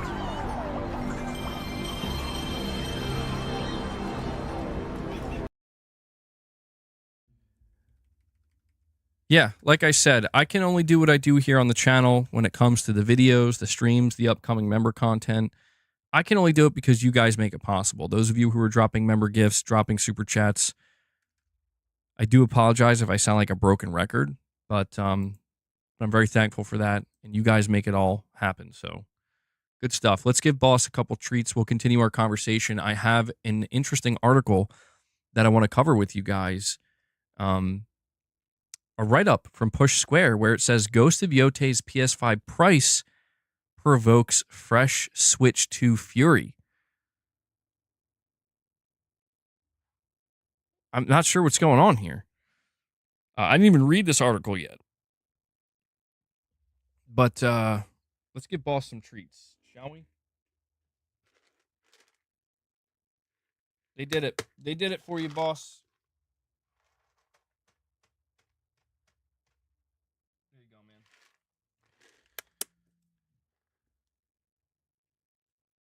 I know that the title of that article is kind of wild.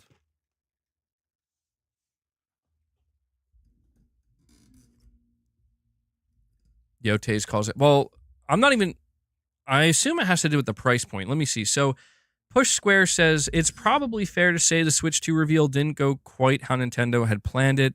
While we fully expect the system to be seriously successful, it has attracted a wave of bad publicity for a variety of reasons, spanning its software prices, game key cartridges, and its premium tutorial welcome tour, which I actually forgot about.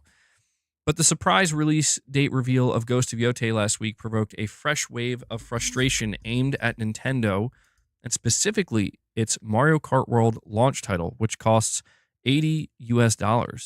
While it was always unlikely that Sony would change its pricing strategy this quickly, it revealed that Sucker Punch's sequel will cost $70 US, as is the norm for flagship PS5 exclusives. and optional deluxe edition bundling is hold on. I just got an ad pop up. Well, actually, hold on. If I scroll down here, so they're showing reactions. Oh, okay.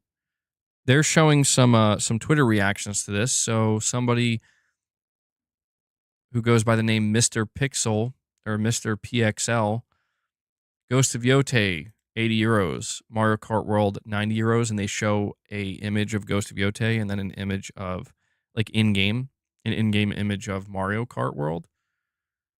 Genki Japan says PlayStation announced the standard edition of Ghost of Yotei will cost $70 US, no price bump, up to $80 for standard PlayStation first-party games yet, like Nintendo and Mario Kart World. Gilbert believed too. Why are you so loud over there, boss? You good? Go drink some water, bro. Ghost of Yotei is still $70. Meanwhile, Mario Kart and Zelda Breath of the Wild for Switch 2 are $80 despite having a much smaller budget than Ghost. Can't make this up. They say here some feel this further puts into perspective Nintendo's pricing strategy as they feel Ghost of Yotei will have cost Sony more money to make than Mario Kart World due to its cinematic focus and higher quality graphics. It's perhaps always worth pointing out, for the sake of balance, that a game costing more money to make doesn't necessarily mean it'll be more fun to play. In this instance, Ghost of Yotei and Mario Kart World couldn't be more different, but we understand the point.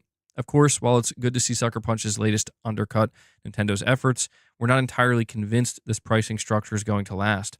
All eyes will be on GTA 6 and the performance of Nintendo's own software. If other publishers follow and the sales remain strong, then we can certainly see Sony starting to explore that $80 price tag as well. Boss, bro, I don't get it. Boss, I don't get it. I gave you treats. And this floorboard underneath my chair makes it sound like I'm farting every time I move it.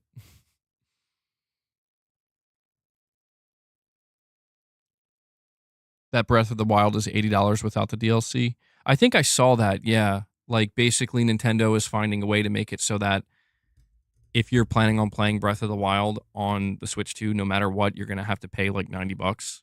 Like, if you want the whole experience. So what's interesting to me about this article is I didn't even know this was a thing that people were talking about. I didn't even know that this was a thing that people were expecting. Okay. So let me get this straight. You're still going to misbehave? You're still going to misbehave even when you get your treats. Okay. I didn't think that people were expecting Sony to almost immediately raise the price of PlayStation games to $80. I mean, it was a conversation we had, but my thought process on it was Sony probably wouldn't feel comfortable trying to do something like that, although I don't blame people for assuming otherwise based off of how Sony's been raising the prices of other things until the PlayStation 6 rolls around. I would have assumed that it's going to be a couple of years. However, I'm also assuming that the price is going to go up. Now, if Sony tries to increase the price of PS5 games mid-gen, I think people are going to have a big problem with that. But yeah, I don't think they should. I think Sony should just try their best to stick to that $70 price point because there's no denying that once Sony, whenever that's going to happen, again, I'm assuming the PlayStation 6, once they announce the price is going up, it's going to be major backlash, just like we saw with Nintendo. Maybe Sony has this kind of advantage, if you think about it, where Nintendo's the first one to do it. They're getting the brunt of, the bulk, I should say, of the backlash because they're the first ones to do it. Maybe other publishers like Take-Two Interactive with GTA 6 will announce it next. And then maybe, who knows, maybe even Microsoft would. Maybe Capcom, maybe Sega, maybe, EA. It's maybe if Sony waits, they can kind of be like one of the last ones to be like, okay, we're doing it too. And like by that point, nobody cares because it's just the new standard. I don't know. I'm just saying, if Sony's trying to mitigate the backlash, although, maybe Sony could take an opposite approach. I'm not saying they're going to do this, nor would I anticipate they're going to do this, but maybe they could take the approach of like, let's just keep our games at 70, even if other publishers are putting them at 80. But yeah, I mean, the reasoning that Push Square gives here, or at least the reasoning that people had, assuming it was going to go up in price, they thought it was going to happen because, well, surely Ghost of Yotei is a more expensive game to develop. So therefore, if something like Mario Kart World is going to be $80, Ghost of Yotei will undoubtedly be $80. But I'm thinking it's going to be with the PlayStation 6. And my gut tells me that by the time that happens, if that's when it happens, most other publishers, if not at least more publishers, would have already announced that their games are going to be $80. So I guess what I'm trying to ultimately say here is I'm not surprised that the price of Ghost of Yotei is $70. I'm not surprised that people were... I'm like 50-50 on it. I'm a little bit surprised that people were expecting it to happen so soon for Sony, but at the same time, it's like, I mean, come on, it's the middle of the generation. They've been selling their PS5 games for $70 this entire time. It would be pretty garbage if they... And who knows, maybe they still will. Maybe games like Wolverine and Intergalactic will be $80. But yeah, I'm just kind of bracing myself, assuming that in the not too distant future, all AAA games are going to end up being $80. I don't think Nintendo's budging. I know Nintendo says that they're being flexible with their price points, but I think if Mario Kart World sells well, which it undoubtedly will, I think they're just going to make it across the board. Like Nintendo first-party software is $80. Lux with a super chat says, when they do raise the price, will you stop buying PlayStation games and consoles like you advise Nintendo fans to do? Speak with their wallets. Well, keep in mind, I wasn't advising them not to. Well, the whole notion of me saying don't buy the Switch 2 or buy these games is if you have a problem with it. Like that's I say that about PlayStation stuff right now, right? It's very much true that the consumer ultimately does have the power. But the consumer has to evaluate as objectively as they can where they stand in the bigger picture, right? Where if you're going to say, you know what, I'm taking a moral stance here, where I'm standing on principle, and I'm not going to give Nintendo my $80 because I don't believe they should be charging $80 for this game. And therefore, I'm not going to buy the Switch 2. Or, whatever it is, like I see people saying... I've actually seen people saying that they're not going to be buying the Switch 2 because of the way they're handling physical games.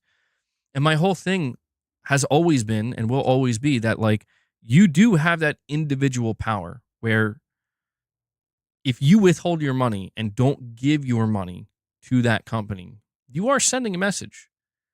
But you do have to be aware enough, and again, understanding of where you stand, if you are standing on principle, that message may never reach the publisher. And so if you're going to stand on principle, you have to be prepared to not necessarily stand alone, cue Godsmack, but I'm just imagining some dude like in all his like Nintendo merch blaring Godsmack's I Stand Alone, Dragon Knight, if you're talking about the last 5 memberships you dropped, they did come through. You so far have dropped 10 memberships in total. 2 5s. So they did go through, unless you dropped more and they didn't go through for whatever reason. But I see you right here.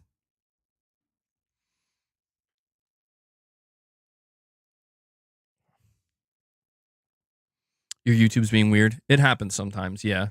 You're good, man. You got us to the goal, so I appreciate that.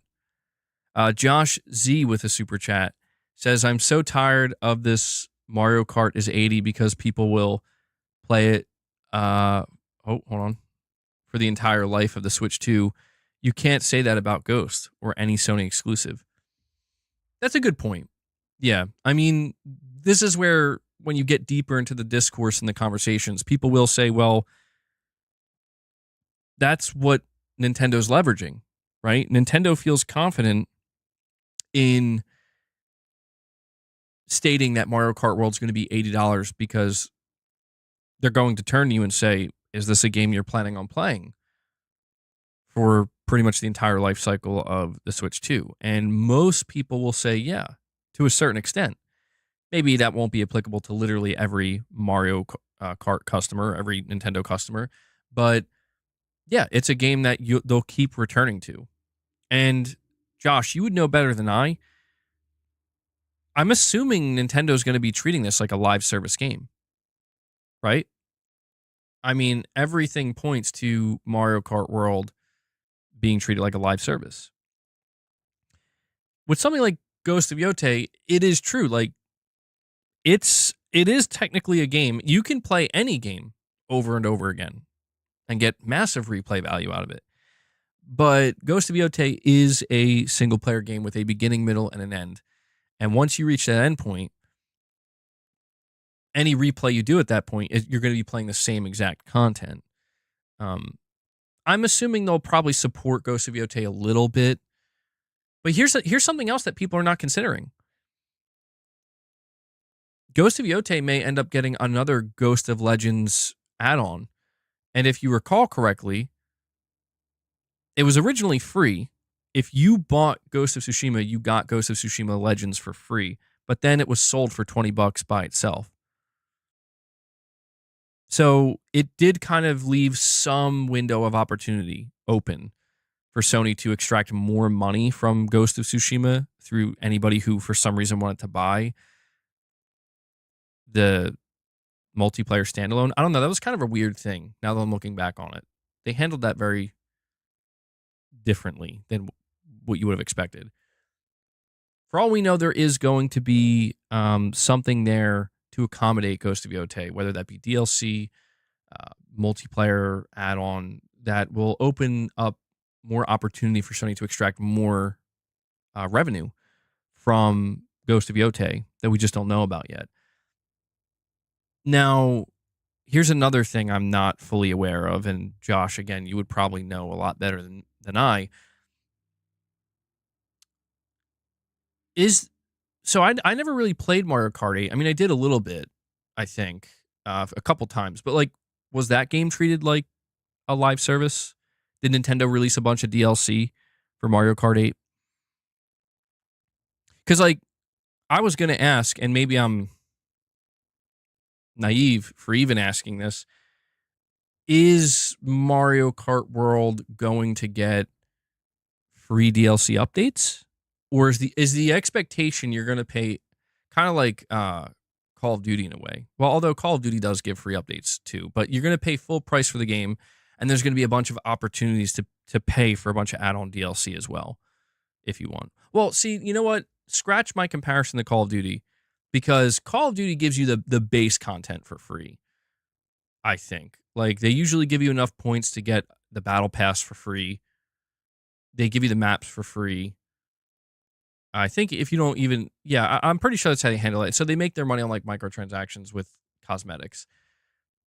I guess they haven't been very clear about how they're going to handle Mario Kart World. I just think it's the $80 price point, because this is the bigger point that I'm trying to make here. The $80 price point becomes much more justifiable when a developer says this game's going to live on as a live service, and we're not really going to ask you for any more money. The bulk of the updates will be free. Like the core of the updates will be free. And, there'll be some extra cosmetic stuff if you want. I feel like that's kind of justifiable, right? It's like, all right, well, if I'm paying a one-time fee of $80 and I'm going to be able to keep coming back to this game and it gets some kind of support. They gave the DLC free to NSO members, though. Okay. Oh, okay. All right. So there's an added caveat there, but all right. Yeah, I don't know. I mean, the whole price pricing of games, I mean, I can tell you this, kind of going back to what Lux said. And actually, speaking of Lux, he says with the super chat, Nintendo has levers with Mario Kart, too many players. They do. Yeah, Nintendo, they know that they can get away with this. And I just think really what the article highlighted is very true. Where like now all eyes are on GTA. But the thing is, these publishers can't really, it's got to be done in the appropriate order. Nintendo was not supposed to be the first one, I don't believe. I think Nintendo just happened to be the first one due to timing. I think the first one was supposed to be GTA. I think GTA was supposed to set the precedent for $80 games, and then maybe Nintendo follows. But the question is, who comes after that? Will GTA even be $80? It's going to be quite ironic if it's still sold for 70. But like, what publisher is like, you know what? Our games are worth 80. We'll go next. I don't blame people for thinking Sony probably takes that spot, but could it be Microsoft with Call of Duty? You know, like they could do that. And, or yeah, the sports games, they could absolutely do that. I mean, they're already doing it. I'm seeing like there's a $150 version. I think it's a combo pack on the PlayStation Store for Madden 26 and NCAA 26. And it's like, geez, they're making a killing. But I will say this, Lux, this kind of goes back to your other super chat where you were asking about like, you know, what will I do if Sony raises their prices? I'll make it known right now that as long as I can continue to afford it, I will continue to support PlayStation. As like, there are two things that have to come together here. Number one, I have to be able to afford it. If I can't afford it, I can't afford it. If I'm priced out, I'm priced out. Number two is as long as Sony continues to deliver what it is that I expect from them. And even then, there are limiting factors, like there are limitations. There's an upper limit. I don't know where exactly it lies. But assuming that the next thing in line for Sony is it'll be $80 for The Last of Us Part 3 on the PlayStation 6, I'm not going to sit here and say, oh, okay, well, you want $10 more for this game? I'm out. Peace. That's not my breaking point. And I understand, well, it's like, well, then they may as well charge 90 or 100. But it's like, there is a difference between Sony coming out and saying, we're going to charge $80 for The Last of Us Part 3 versus we're going to charge $100 for The Last of Us Part 3. Now, if Sony just went crazy and with the PlayStation 6, they said, you know what? The Last of Us IP is so valuable, we are charging $100 for The Last of Us Part 3. I'm going to say, okay, well, I'm going to pass on that. I'm good. That's a $30 upcharge for a game that I'm not even sure if I'm going to end up liking that much at the end of the day. You know, I'm good on that. But if they come out with a new generation and they're like, our first party games are going to go to 80, I'm not going to sit here and pretend, again, assuming I can afford it, that I'm going to be like, I'm good. I'm just going to stick to my PS5 and keep playing these PS5 games and not, not buy these games. I'm not, that's not me saying that that's what other people should do. That's why I try to separate these things where there's me and what I'm likely to do, and there's your options as a consumer, what you can do, and you have to decide for yourself what's best for you to do. And I do try to encourage those who are frustrated by some of this that, I don't want to give people a false sense of empowerment, but it's like you do have some level of power where you can choose to withhold your money from this company. But I always have to add that caveat that if you choose to do that, don't assume that the 10 people standing next to you are going to do that too. Because the chances are at least 7 out of those 10 people are not going to do that, and they're going to be on board and they're going to be enjoying themselves, and you're going to be left potentially standing on principle, feeling a sense of FOMO. And that's exactly what Nintendo's banking on. And so I understand there's like this whole thing where it's like, well, we all got to band together. And it's like, I'm not trying to be the buzzkill, but that's not going to happen. The only way that happens is if one of these companies really screws up. So for example, if Mario Kart World is a disaster train wreck, if they show this game, and I think they did show it already, and people don't seem like, oh my God, this is like the greatest game I've ever seen, but I haven't seen much negativity towards it either. It seems like it's doing what it's supposed to do pretty well. As long as these companies continue to do that, then I don't think you're going to see like a mass revolt of like, you know what? We're all walking away. It's a mass exodus of your players, and you're gonna drop to your knees and beg us to come back. That only happens when a company really shits the bed. And I don't think I'm not saying it can't happen for companies like Nintendo or companies like Sony. Nobody's immune, nobody's invincible, but the chances of something like that happening are so low at this point because of the amount of experience that these companies have making these types of games and building their business up to this point that it's like, yeah, man, I just don't know that there's going to be enough people that can band together to stand on principle and essentially boycott something to make it so that Nintendo or Sony are like, you know what, though? Our bad. We're going to go back on this. This is why I had that conversation when we talk about Nintendo in my last stream, or maybe it was the one prior to that, where I'm like, I'm not trying to be, I'm not trying to have a defeatist mindset. I'm just trying to have a realist mindset that like, I'm seeing people constantly on Twitter complaining about Nintendo, and yet I'm seeing an industry analyst come out and say that it seems that the Nintendo Switch 2 is on track to basically set a new record for the amount of consoles sold at launch. And I'm like, casual. I know people want to throw in the casual argument, but it's like putting that aside, like you can come up with any reason you want. The facts are the facts, right? Like if this console is going to have a record breaking launch, it's going to do so with an $80 game. Casual or not, that's the new standard now. Like that's setting a new precedent that other companies will follow if it succeeds. And so I don't know, man. I guess what I'm trying to ultimately say here, trying to zoom out even further, is that I don't mind supporting games, supporting companies that make games. I don't mind supporting the things that I like. There are upper limits, absolutely. All I can say is that for me right now, and I say this as somebody who's not buying a Switch 2 or Mario Kart World, that, if Sony told me, again, at the beginning of the PlayStation 6 generation that you want, you want the next Housemarque game, if you want to play that day one, if you want to play the next Insomniac game, the next Naughty Dog game, even something like Horizon 3, which I'll probably want to be there day one as well. They're saying we're going to charge $80 for this now. I'm not going to sit here and try to lie to people and be like, there's no way I'm paying that, bro. Are they crazy? I would be lying to you if I said that. I just don't want, but I'm not trying to send a message, and I'm not trying to encourage everybody out there to send a message like, you should just raise the prices. No, we don't want to see the prices go up. I want these things to remain as affordable as they can.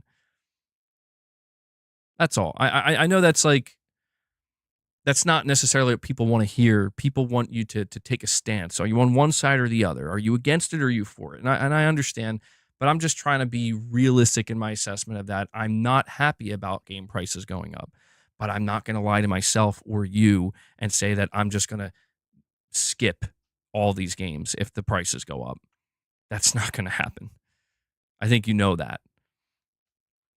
And I honestly think that there are quite a few people that are in that same boat where they're like, yeah, I'll probably end up getting it too.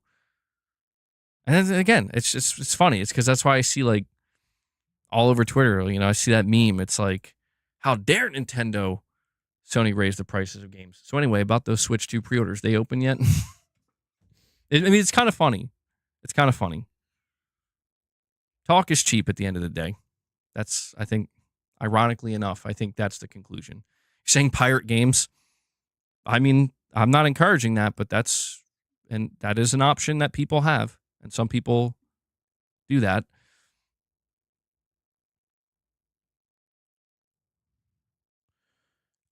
We have. Sorry. Where am I at? Okay, sorry, Lux. You're saying Nintendo is the OG, so of course it's them. LOL. Yeah. I just think it caught people off guard. I don't think people were ready for it. I wasn't expecting it. But like the more I thought about it, I'm like, oh, well, I guess it makes sense. I think that the reason why it's unexpected for Nintendo is kind of the reason that the article listed is that from the consumer perspective, it seems like are these like do these games need to be $80? Like, is that truly necessary in order for you to break even? And I think it does kind of become, it's a bit more overt, and you're kind of like not beat over the head with it, but it's just in your face where it's like, no, like we don't need the extra $10 from you, but we're gonna take that $10 from you, and we're gonna make lots of profit now. And I think that's what sucks, right? Is it's like people, I think, have an easier time kind of accepting or succumbing to the idea of like, okay, I'll pay a little bit more if it feels like it's a necessary thing.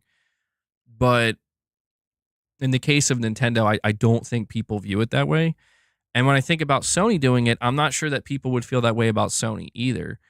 It's like I'm not going to sit here and pretend that Sony's bleeding money with their game. Well, I mean, some games, if they're really flopping, like Concord, maybe, but still, like most of their games, I think, are making some money, right? I mean, Sony as a corporation is making good money, and the PlayStation brand it's on the up in terms of profitability. So I'm not going to sit here and be like, well, Sony needs that. Like, I don't think so. I don't think they need it. At the end of the day, these corporations really actually need anything? I mean, at that point, we're getting into philosophical territory. It's not worth it. It's too early for that. Josh Z with another $5 super chat. Thank you, buddy. He says, the thing I hate about the internet is that a small minority is always the loudest and is so annoying because most people do not care that much. And that, you're right. That's what it boils down to, Josh, is most people just don't care. People, you would see a completely different reaction if Nintendo said it's $100, $100 for Mario Kart. At that point, you'll see some of the casuals starting to care. You'll see most people, I think, be like, whoa, what? 30 more bucks? But it's not $30. It's $10. And for a lot of people who are involved already, where like they have their Switches, they buy their games, they play their games, people who don't care as much, I don't say about the gaming industry, but they're not paying as much attention because they're doing other things in their life, and gaming to them is just an outlet. Gaming to them is a hobby. Gaming to them is something that they enjoy. If it's like, it'll be $10 more. Okay, here you go. Whatever. I mean, I know that some people don't like that, but it's like, that is just the reality, man. It's kind of like me when I went to the movies the other night. I could not believe how much money I spent. I'm like, I felt like I got robbed. But, I was like, I don't do this that often. And I'm not like to me, this felt like it was one of those things where I felt like this is probably the only time I'm going to be at a movie theater for like another 6 months, maybe even 9 months to a year. Whatever, dude. I'm paying for the experience, and I don't care how much it costs. I just want to enjoy it. I don't want to think about the money. I just want to think about the experience. And I'm glad I did that, and I didn't stress because it was enjoyable. And, if I were to think too hard about how much money I spent on that movie, I'm going to start to feel real bad. So I just kind of view it like, for a lot of people, that's probably what it is it's like, I just got to buy my Switch 2. I want to play the Mario Kart, whatever, I'll just pay it, and then you're done. And then it's kind of like what you said. You play it for the rest of the generation, and that's it. And I know that, again, there's like those people, there's a lot of browbeating going on, right? Where it's like, you got to think about that. Like, don't empower these companies. Think about where you're spending your money. But it's like, it's a lost cause, man. Like, it's just not going to win that battle. You can encourage people, but you're not going to win that battle. So that's why I always bring it back down to, you just got to do what's best for you, man. Garrett, you think that's BS? Normal people care when they go to a store and they see kids games costing $80. Well, I guess to clarify, Garrett, I need to clarify the statement, they don't care. What I mean is sometimes I think they care. Like, I worked in retail, for a while. What I found, a common behavior is they will care in the moment. They'll be like, what the like, I don't want to pay that. But then they just pay it. Because the only alternative is then you just don't get it. And if people can afford it, they'll probably pay it. Like, I think that is something that these companies have kind of not just, and it's not exclusive to gaming. I think this is something that we see across many different markets, is that I think some of these companies have kind of, a lot of companies have like woken up to like, are they gonna pay it?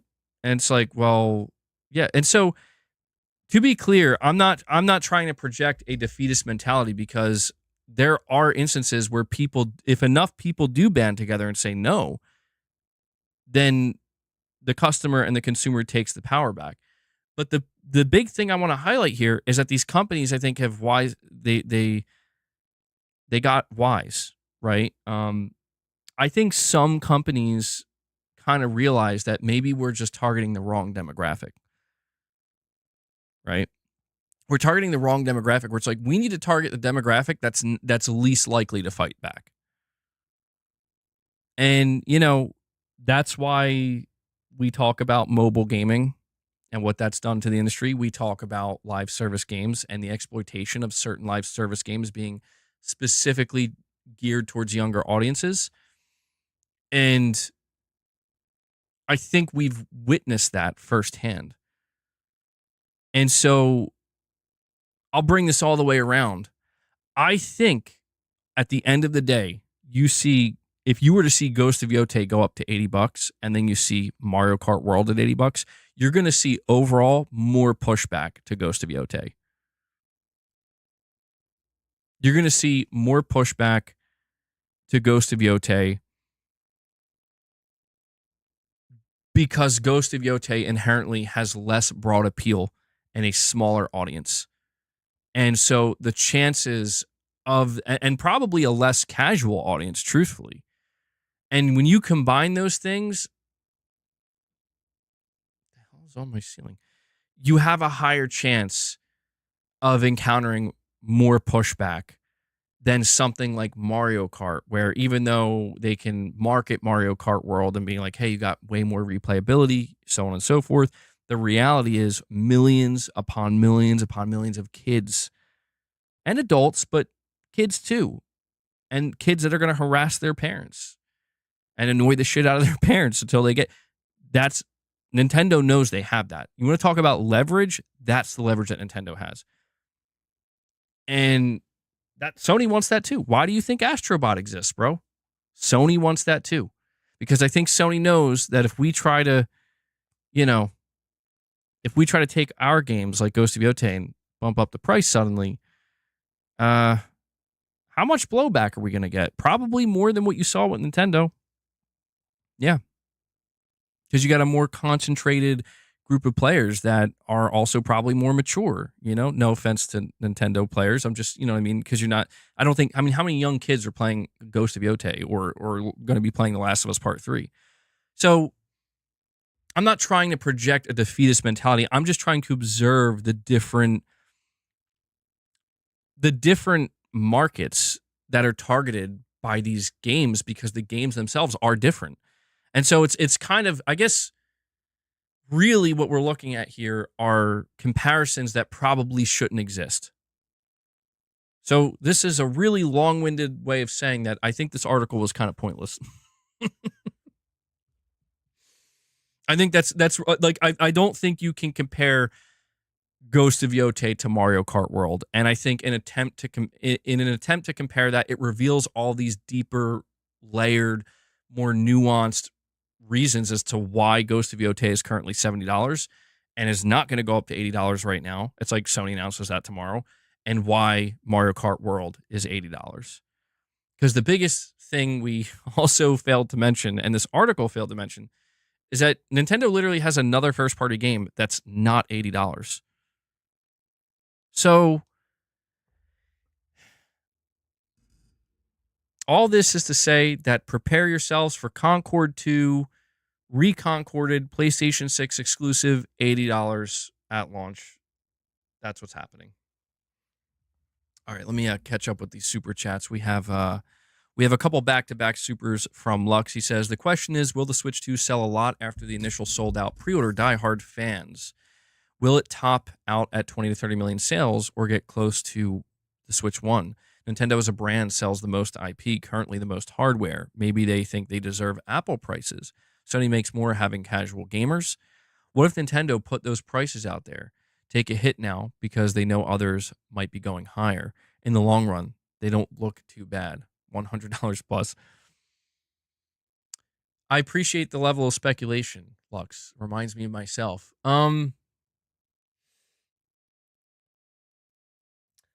I mean, I would be surprised if the Switch 2 hit a wall. I would be surprised because I don't see that. My question would be, what would cause that? Like when we look at the Wii U, right? We can identify very clearly why that didn't sell.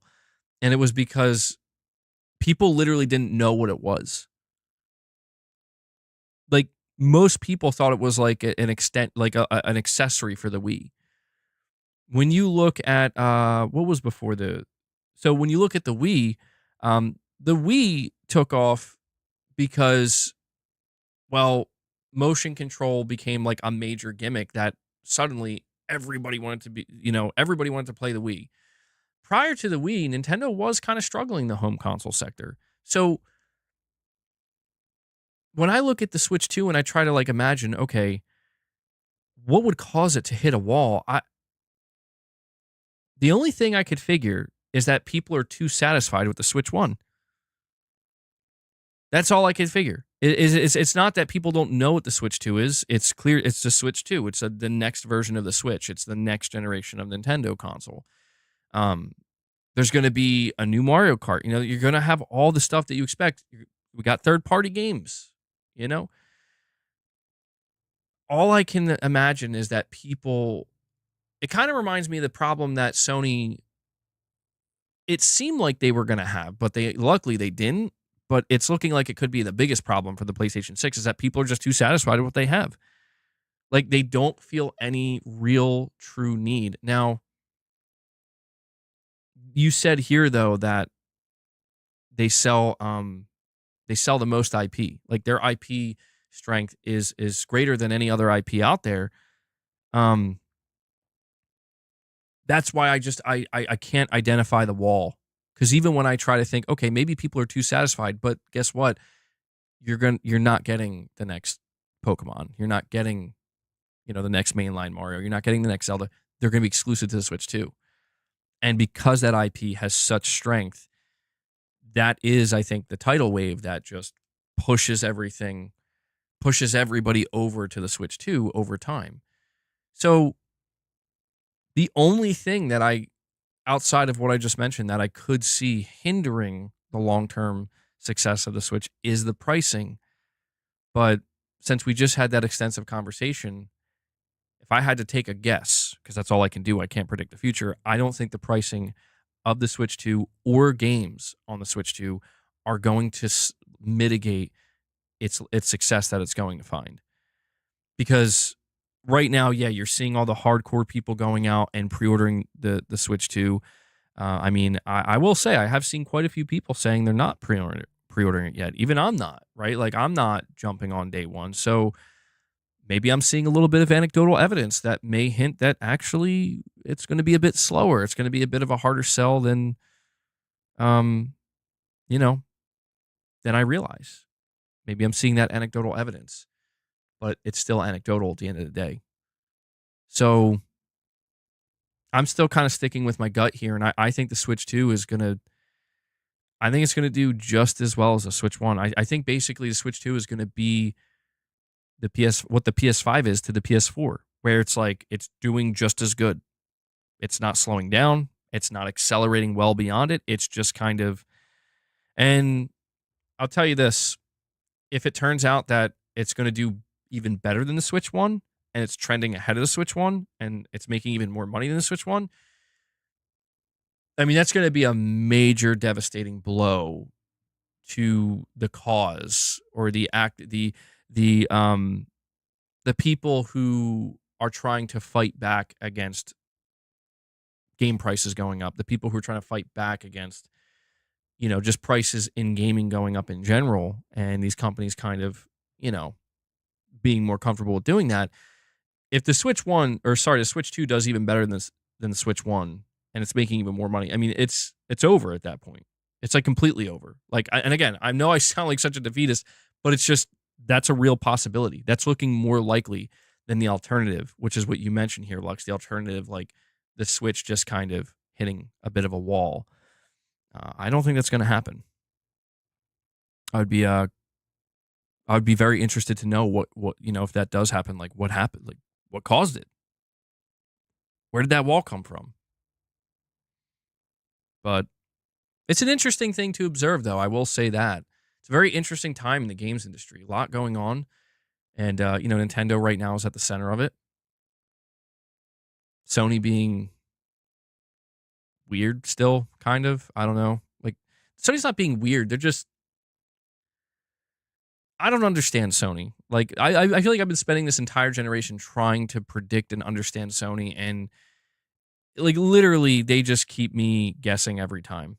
Like, just as I thought I understood the way that they like to market games, and then boom, out of nowhere they're like, by the way, here's some Ghosts of Yotei. Like here's the trailer, here's the release date. I like how I'm making it sound like they're drunk. Just like, buy the game, just buy the game.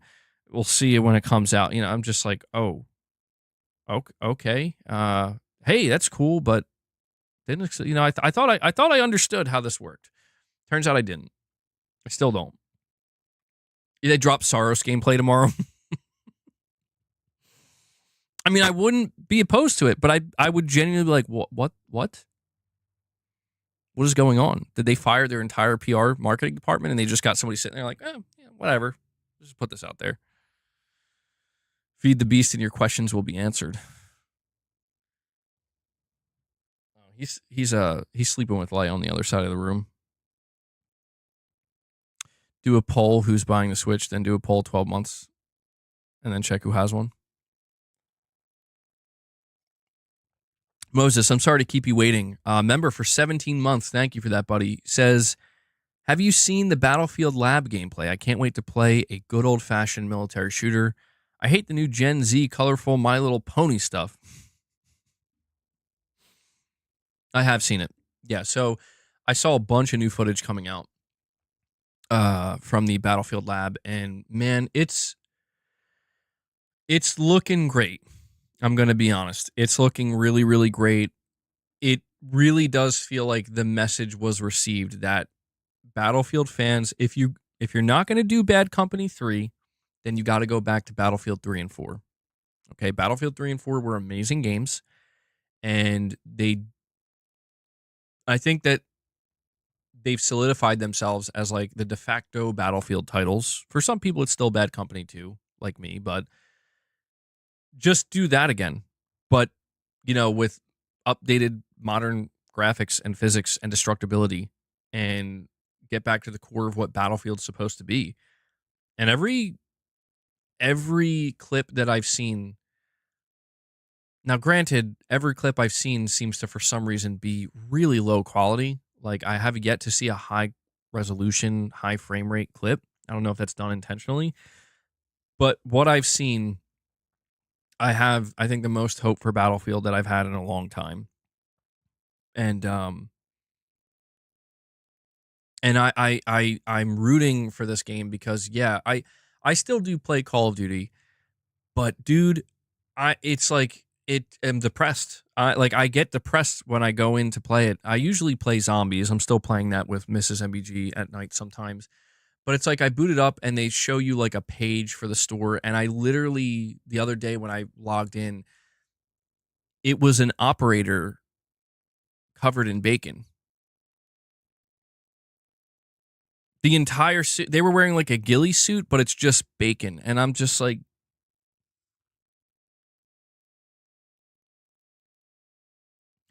I'm not saying we can't have a little bit of fun.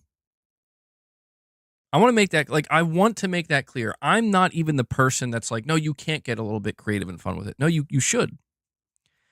But and just out of curiosity, I went to go check the store, and it's out of control on Call of Duty, bro.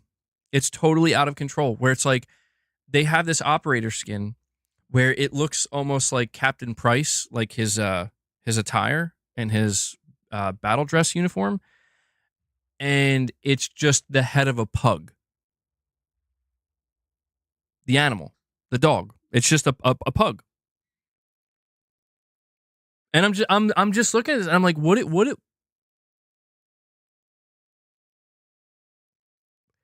okay.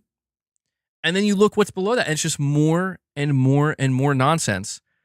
And there's stuff even worse than that. Now, the thing is, you have to ask yourself, why do they keep doing this? Clearly, it's because people are buying it.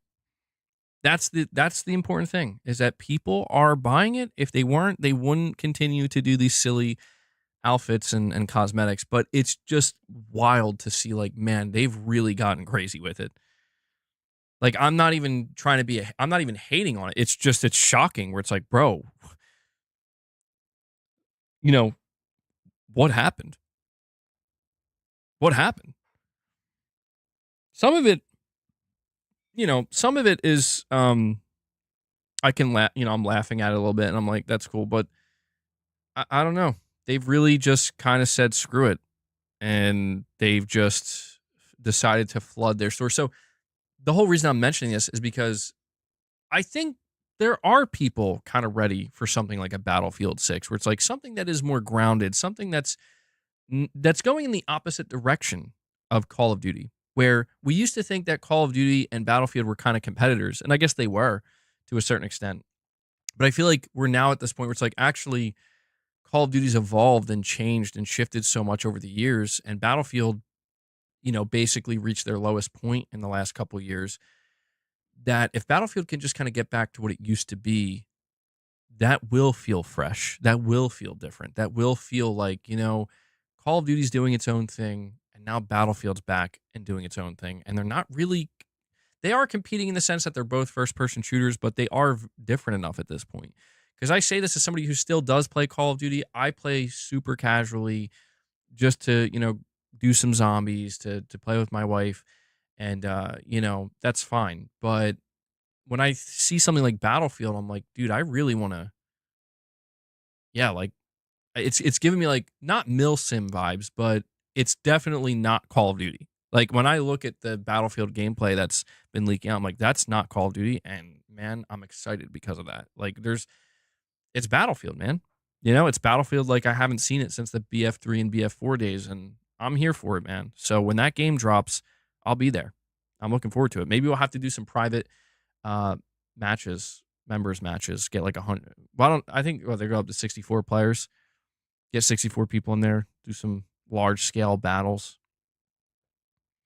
How long before a Skibbity toilet skin? I'm sure they would have done it already if they didn't have to license it. Yeah. By the way, guys, we are over 150 likes now. We're sitting at 167. Let's see if we can get a little push and get that to 175 likes. It's definitely been helping. I'm thinking about doing a Forza Horizon 5 gameplay stream after this for a little bit. The reason being is because I realized that I streamed some Claire Obscure, I streamed some Days Gone, but I actually haven't streamed any I streamed it for like 5 minutes at the end of one of the shows we did last week. But I'm thinking about streaming that for a little bit, because I don't know that I'm doing a proper full in-depth review, because I just haven't played it enough. I haven't played the Battle Royale mode, no. Simply put, I have not put enough time in Forza. And you can thank Claire Obscure for that, mainly. But I'm thinking about maybe doing a gameplay stream for Forza after this, just for a little bit.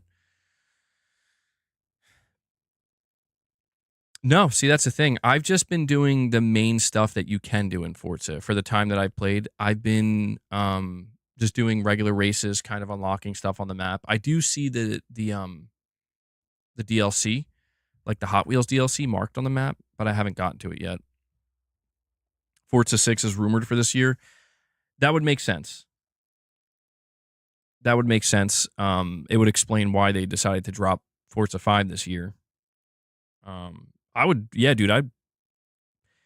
Forza 6 this year, if it drops day one on PS5, I'll be there. Hell yeah. I mean, I just hope it doesn't release around the time other games are coming out that I want to play. The DLC takes you to new maps. Titus, you're out after this. You feel guilty, as is, not playing any of the 10 games you have going right now. Joe, you're saying MBG, I disagree. Game Pass has a lot of potential compared to PS Plus. I don't know if you're behind. I mean, it does. Game Pass definitely has more potential.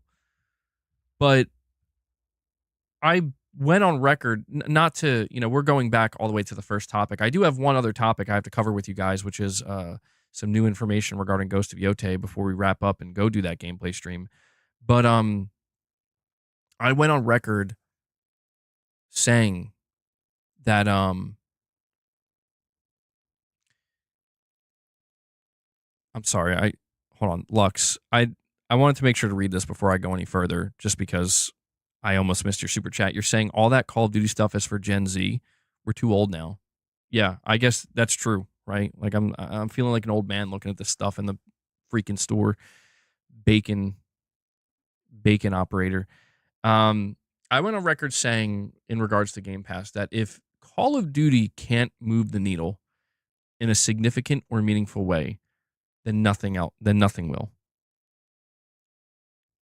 And I'm not trying to flex or anything and be like, I was right. It's not about being right. It's just making a prediction, seeing how it turns out, and observing the results. And,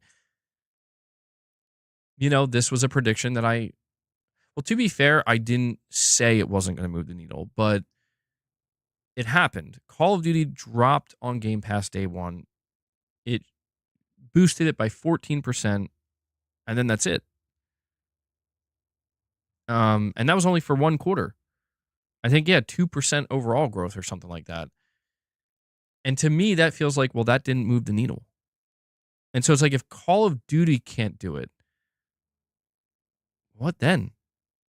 And I'm not saying that as people still have this idea that I have a problem with Game Pass. Like that's years old. Not even rhetoric, but just concern, right? That the concerns are no longer there. I don't have a problem with Game Pass. GTA could move the needle, but that's never going to happen. I guess GTA is the only other thing, and that's just not a possibility.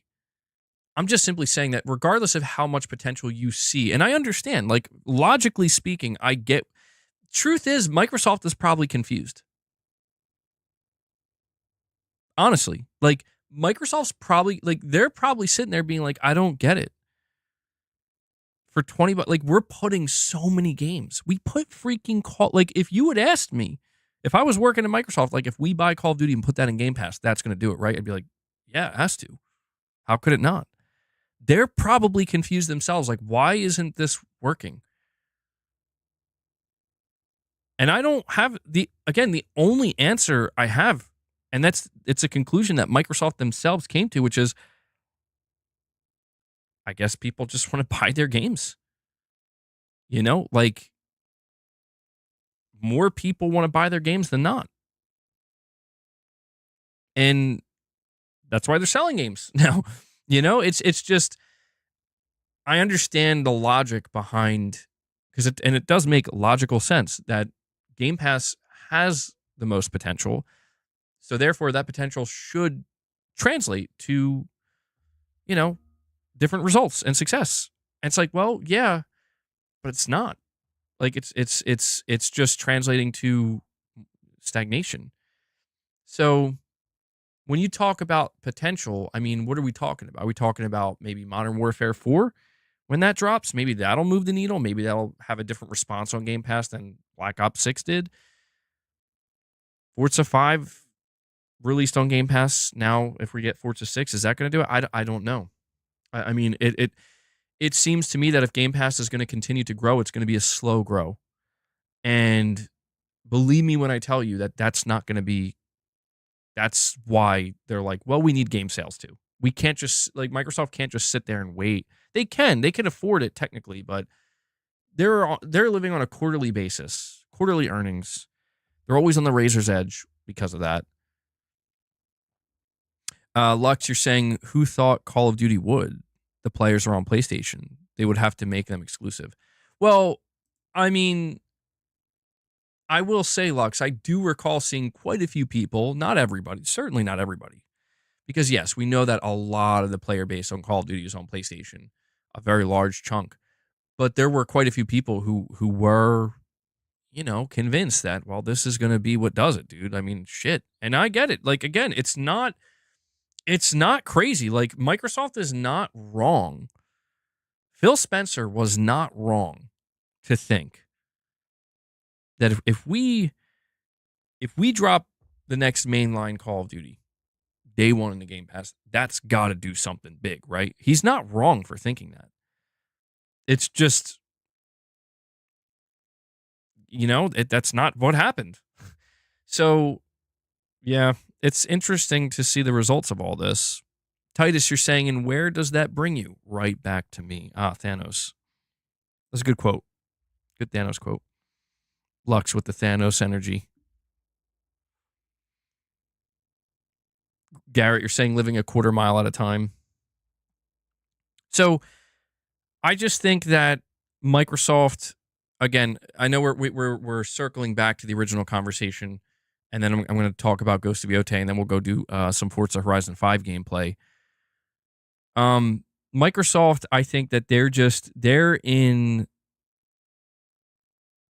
a bottomed out position technically, where that Microsoft in gaming bottomed out in 2020 with the launch of the Series X and S. I say this because there's a reason why they were like, we're going to buy Bethesda now. And then immediately after buying Bethesda, like, we're going to buy Activision now. They did this because they knew, like, okay, we're not winning this console race. And this console's not on track to be any more successful than the Xbox One. And that's when they bottomed out. But in a way, like, that bottoming out is what allowed them to forge a different path, where they were like, you know what? Like, we don't have to do it this way. We can afford to do something different. Like, literally, we can afford to. And they did. And they did it. And here we are. And they are on a completely different path. And this is why it's like, I know that there's still people who want a console war and they want to, like, beat Microsoft and Xbox over the head all the time. And it's like, I get it. They're like, people pretend like Microsoft isn't also going to have flops in the future and games that are not going to do well, just like Sony will. Like, it's not a matter of if, it's just a matter of when. Nobody has a perfect track record. Microsoft's not going to be immune to that. If anything, they're at a higher risk because they have way more stuff to worry about now, game-wise, in the pipeline. But, it's just, things are not the same anymore. No matter how much you want to beat Microsoft over the head, like, they do own Doom now. And Doom is a game that many people are excited to play on PlayStation. They do own Forza, and Forza Horizon 5 is launching on PS5, and people are very excited to play it on PlayStation. So, if Fable comes out and it's like, wow, Fable's garbage and like a bad game, like, yeah, people will definitely beat Microsoft over the head for that. But I just, the days of kind of trying to be like PlayStation's better than Xbox or Xbox is better than PlayStation's, like, it's over. They're partners. Maybe that will change in the future, but that's the way it went, man. That's how it went down. I saw it with my own two eyes. All right, so I got one more article to read here. This is coming from VGC. Once we finish this up, we're going to move over to another stream, and we're going to stream some Forza Horizon 5 on PlayStation 5 for a little bit. But I have an article here from VGC, and the title reads, Sucker Punch shares new Ghost of Yotei details as the game's non-linear campaign is explained. So they say here, Sucker Punch has shared new Ghost of Yotei details, including information about the game's non-linear campaign. The game's co-creative directors, Nate Fox and Jason, I think it's Connell. They said Cornell. I think it's Connell. Have spoken to Famitsu, shedding light on the next game from Sucker Punch. The main theme of this game is revenge, Fox said. The main character, Atsu, has a big trauma in her childhood and goes on a journey to get revenge. The game will see the player hunt down the Yotei 6, a group of warriors that have caused death and destruction across Japan. As the player hunts them down, a sash worn by the protagonist Atsu will display the names of the Yotei 6 that she is pursuing. Fox, they keep saying Cornell, but I'm pretty sure it's Jason Connell. Let me confirm this real quick. It is Cornell. What? I thought it was Connell. All right, my bad. Cornell. Sorry. Like the late Chris Cornell. So I had it wrong. Anyway, Fox and Cornell visited the game's setting, which today is known as Prefecture of Hokkaido, to research the game. We have received cooperation from various advisors regarding the depiction of the Ainu. I don't know if I'm saying that correctly. People and Ainu culture of the time. Like with the previous game, we have also thoroughly researched Japanese culture and incorporated it into this project.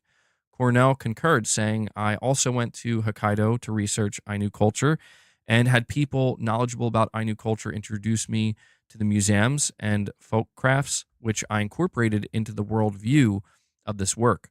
By the way, I also went to the mountains with them and had the experience of picking wild vegetables.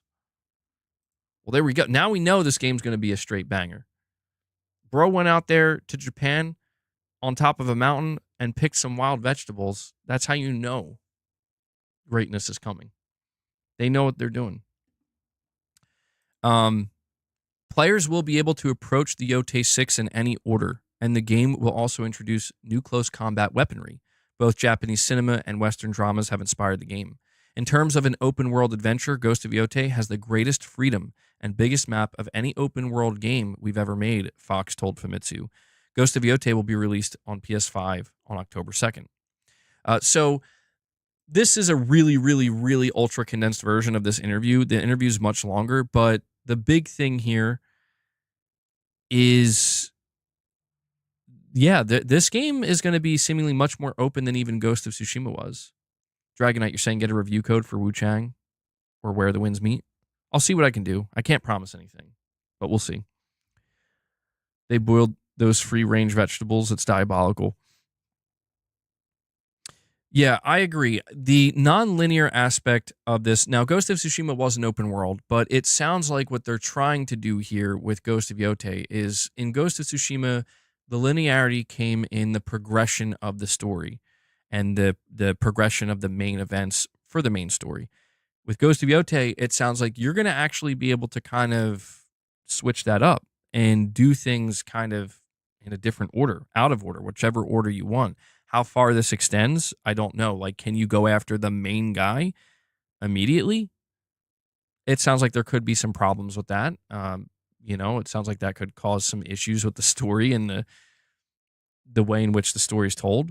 But I like the fact that they're trying to ultimately give you more freedom in how you want to approach it. I don't know necessarily that I'm going to like this as much. It's hard to determine. When I play big open world games that sometimes feel overwhelming with how much there is to do. Hold on.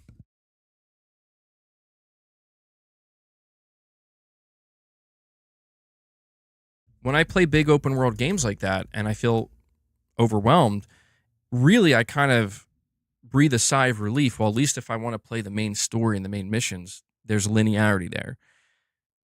So this could be a double-edged sword. I'm either going to really like this approach and be like, I actually like this better, or it could end up feeling like a setback for me where I'm like, actually, I kind of prefer if the main story. But technically, here's the thing. I assume they'll just lay out the options and you can just pick and choose. but they'll probably make it so that they have a suggested path that you can take, where it's like, if you just want to play the game, you know, in ABCD order, here's how you do that. I would assume they'll facilitate that, which would be nice. But I'm very excited for Ghost of Yotei, and I'm really curious to see some more raw gameplay because, yeah, they've only been showing little snippets and little teasers. You're saying this is basically Assassin's Creed Shadows 2.0. It's the same story. I've been seeing people say that, and that's quite unfortunate that these two games are launching at the same time. I haven't played Assassin's Creed Shadows. I don't know how good the story is. I don't know how it's going to compare to Ghost of Yotei. I'll be interested to hear from people who, by the end of the year, they played both Ghost of Yotei and Assassin's Creed Shadows, which one they think did it better, right? If they do share a very similar, if not same story of revenge, which one did it better, right? That's going to be the most interesting. There are 12 bosses you have to hunt in Shadows. Oh, wow. It's that similar. Am I going to get Assassin's Creed now? I considered playing it, but that's something that, I don't know, man. I've never gotten into Assassin's Creed deeply. I don't know that would change suddenly, but this was the first time I almost pulled the trigger in Assassin's Creed, like, in a long, long, long time. I think if ever. So I'm going to just sit back and wait for Ghost of Yotei, and then at some point maybe I'll try Assassin's Creed. But I'm definitely going to be interested to hear from people who end up playing both. For me, it's a non-issue because I haven't played Assassin's Creed, so what Ghost of Yotei is doing still feels kind of fresh to me or new. But you're saying it's so majorly disrespectful to Japan, I could never.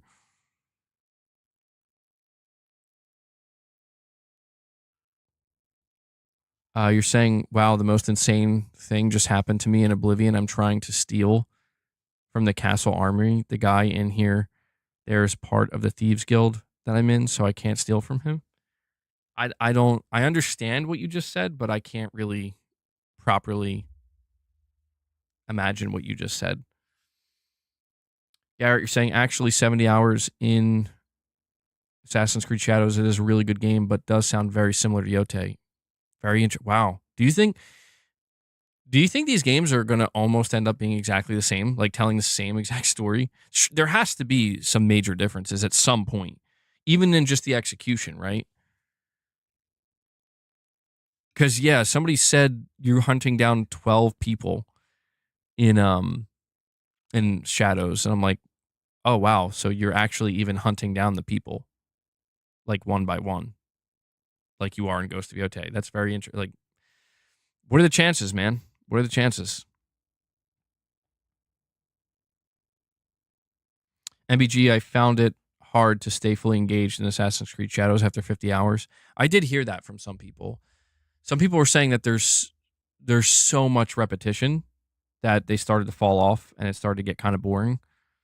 Maybe that's what Ghost of Yotei can do better, is like from a gameplay perspective. Because we are talking about the story, but from a gameplay perspective, maybe they can really nail it, and make it something that's more cohesive and concise and doesn't feel as necessarily repetitive. By the way, guys, we're going to be wrapping up the stream in just a couple of minutes, and we're going to move over to a Forza Horizon 5 gameplay stream. So I'm going to do like a last call for any support. We're sitting at 25 members. If you guys want to increase that number before we wrap up, feel free to do so. You can still drop member gifts in the gameplay stream as well if you want to do that. Or if you want any more super chats to talk about any of these topics, now is the time to do it. All right, I need to get this off screen here. Let me get rid of some of these tabs. Okay. All right. In Shadows, you choose your order too. Oh, wow. Okay. Yeah, that sounds like it's okay. Oh, and one other thing, guys. Do me a favor. I want to see if we can do it. We're sitting at 176 likes. So can we get 24 more likes and get this up to the 200 mark? I would really, really appreciate that. I got to do a better job in telling you guys to like the stream because I think a lot of people just don't, and I don't blame you. You have to actually exit the chat to take a moment to like it. But liking the stream definitely helps. It's letting YouTube's algorithm know that you're enjoying it, and it's going to try to push it out there. I want to try to get more people viewing the streams. I want to try to get, more people involved in the community. And the only way we can do that is by, letting YouTube know that you guys are enjoying it here. So we're already at 181. If we could get to that 200 mark, we'll wrap this up. We'll go head over to do a Forza Horizon 5 PS5 Pro gameplay stream. You played Tomb Raider, the Zelda game, and Bayonetta. It's all about how characters are written and delivered. Yeah. I mean, there's no denying that there are some really significant similarities here. They did say Yotei starts as a revenge story but becomes something else. That's true, Gavin. That's a good call there. Yeah, they did say that. So it sounds to me like on the surface, they're really leaning into this is a story of revenge, but they they specifically said it will kind of turn into something else. I wonder what it could turn into, though. Do you think they're trying to pull like a Last of Us Part 2? Where it's like, turns out revenge is bad. Well, not that that's a bad story beat, but I guess what I'm just saying is I hope it doesn't follow that exact same trajectory. A love story? Ooh, that would be kind of strange and unexpected. A time travel story, bro. Oh my God. Turns out Jin is in the game. She traveled back in time. It's really a dating sim. You guys never cease to surprise me. I'm over here expecting some serious answers, and you guys are like, it's actually a dating sim, bro. Saito is her real father. I mean, that would... Well, see, what's interesting, right, is like, yeah, there could be something to that. I mean, you do have to wonder why they didn't actually kill her. And you also have to consider that they're showing the younger versions of these characters. So this guy's going to be like, not super old, but definitely older. I don't know. I guess we'll see. The founding of the Shinobi, maybe? That would be an interesting one. Hot Spring Sim. I'm really curious if they're going to have the hot springs. You know they're not. They'll definitely show some they'll show some Jin Sakai booty, but Atsu, no, off limits, bro. Oh no, with the way people are acting though, like I guess nobody wants to see that anyway. Everybody apparently hates the actress, so I guess we'll see what they do with the hot springs. Guys, we're 15 likes away. We can do it. I believe in you. If you haven't, take a moment, hit that like button, and we're going to wrap this up. I really want to see if we can hit that 200 like mark. I think we can. I believe in you guys. I believe in you. I know you're there. I know that there's at least 15 of you that haven't done it. Gaming Survivor, you got to head out, man. All right. Well, I appreciate you hanging out, and it's a good time. If there's something they learned, it's only positive for the game.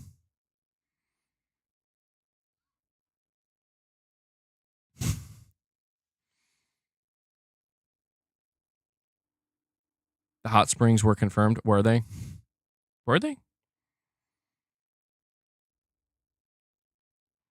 0 point. That sounds like the worst plot ever, bro. Oh my God. That'd be terrible. Now, the question we should all ask is, can you pet the wolf? Oh, come on. Yeah, you have to. Absolutely. There's no way they don't let you pet the wolf. Could you imagine? We'll have to patch it in. We have to patch in the wolf petting. Are you going to be going after foxes again? That's what I want to know. Kind of following the foxes. I don't think you can ride the wolf. No, I don't think so.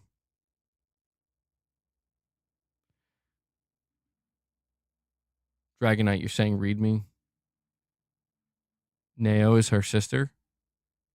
Who's that? Is that the main character of Assassin's Creed? What? Well, I don't know the main character's name.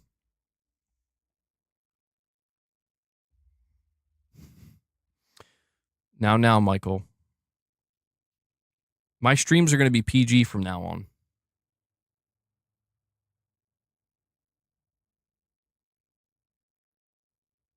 Okay.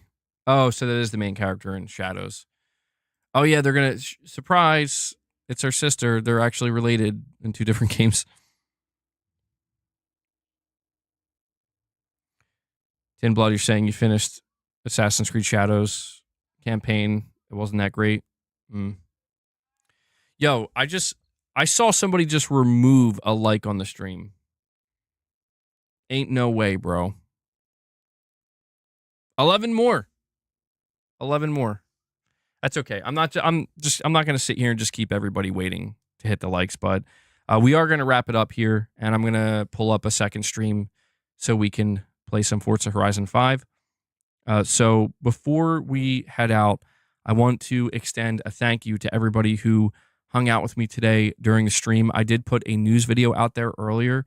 If you didn't check that out, feel free to go do so.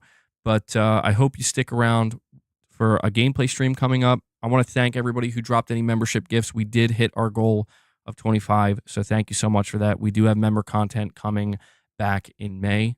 So if you are a channel member, look forward to that. I want to also thank anybody who dropped any more super chats or direct donations. They really help. I'm totally fan funded here. I don't even do sponsorships. So for those of you who are supporting the channel directly, you are making all the difference in the world. Thank you so much for that. I literally couldn't do what I do here without that support. So big thank you. Also want to give a special shout out to Devil Shooter, who does the timestamps for the streams. If you guys see him in the comments, give him some thanks. I know he really appreciates it, and he does a great thing for the channel here and the community. So Devil Shooter, thank you for what you do. And yeah, that's pretty much going to wrap it up. Only 9 more likes, and we hit 200. Thank you for getting us very close to that, guys. And yeah, so make sure you have notifications turned on, so when my upcoming stream goes live, you can come tune in. Michael removed the like. Michael. I know, he would never do that. He would never do that. Somebody's messing with me. Somebody keeps hitting like and then unliking it. That's fine. That's fine. I'll take what I can get. All right, guys. I'll see you in a couple minutes on Forza Horizon 5 on PS5 Pro. And for everybody else, I will catch you in the next one. So till then, take care, everyone.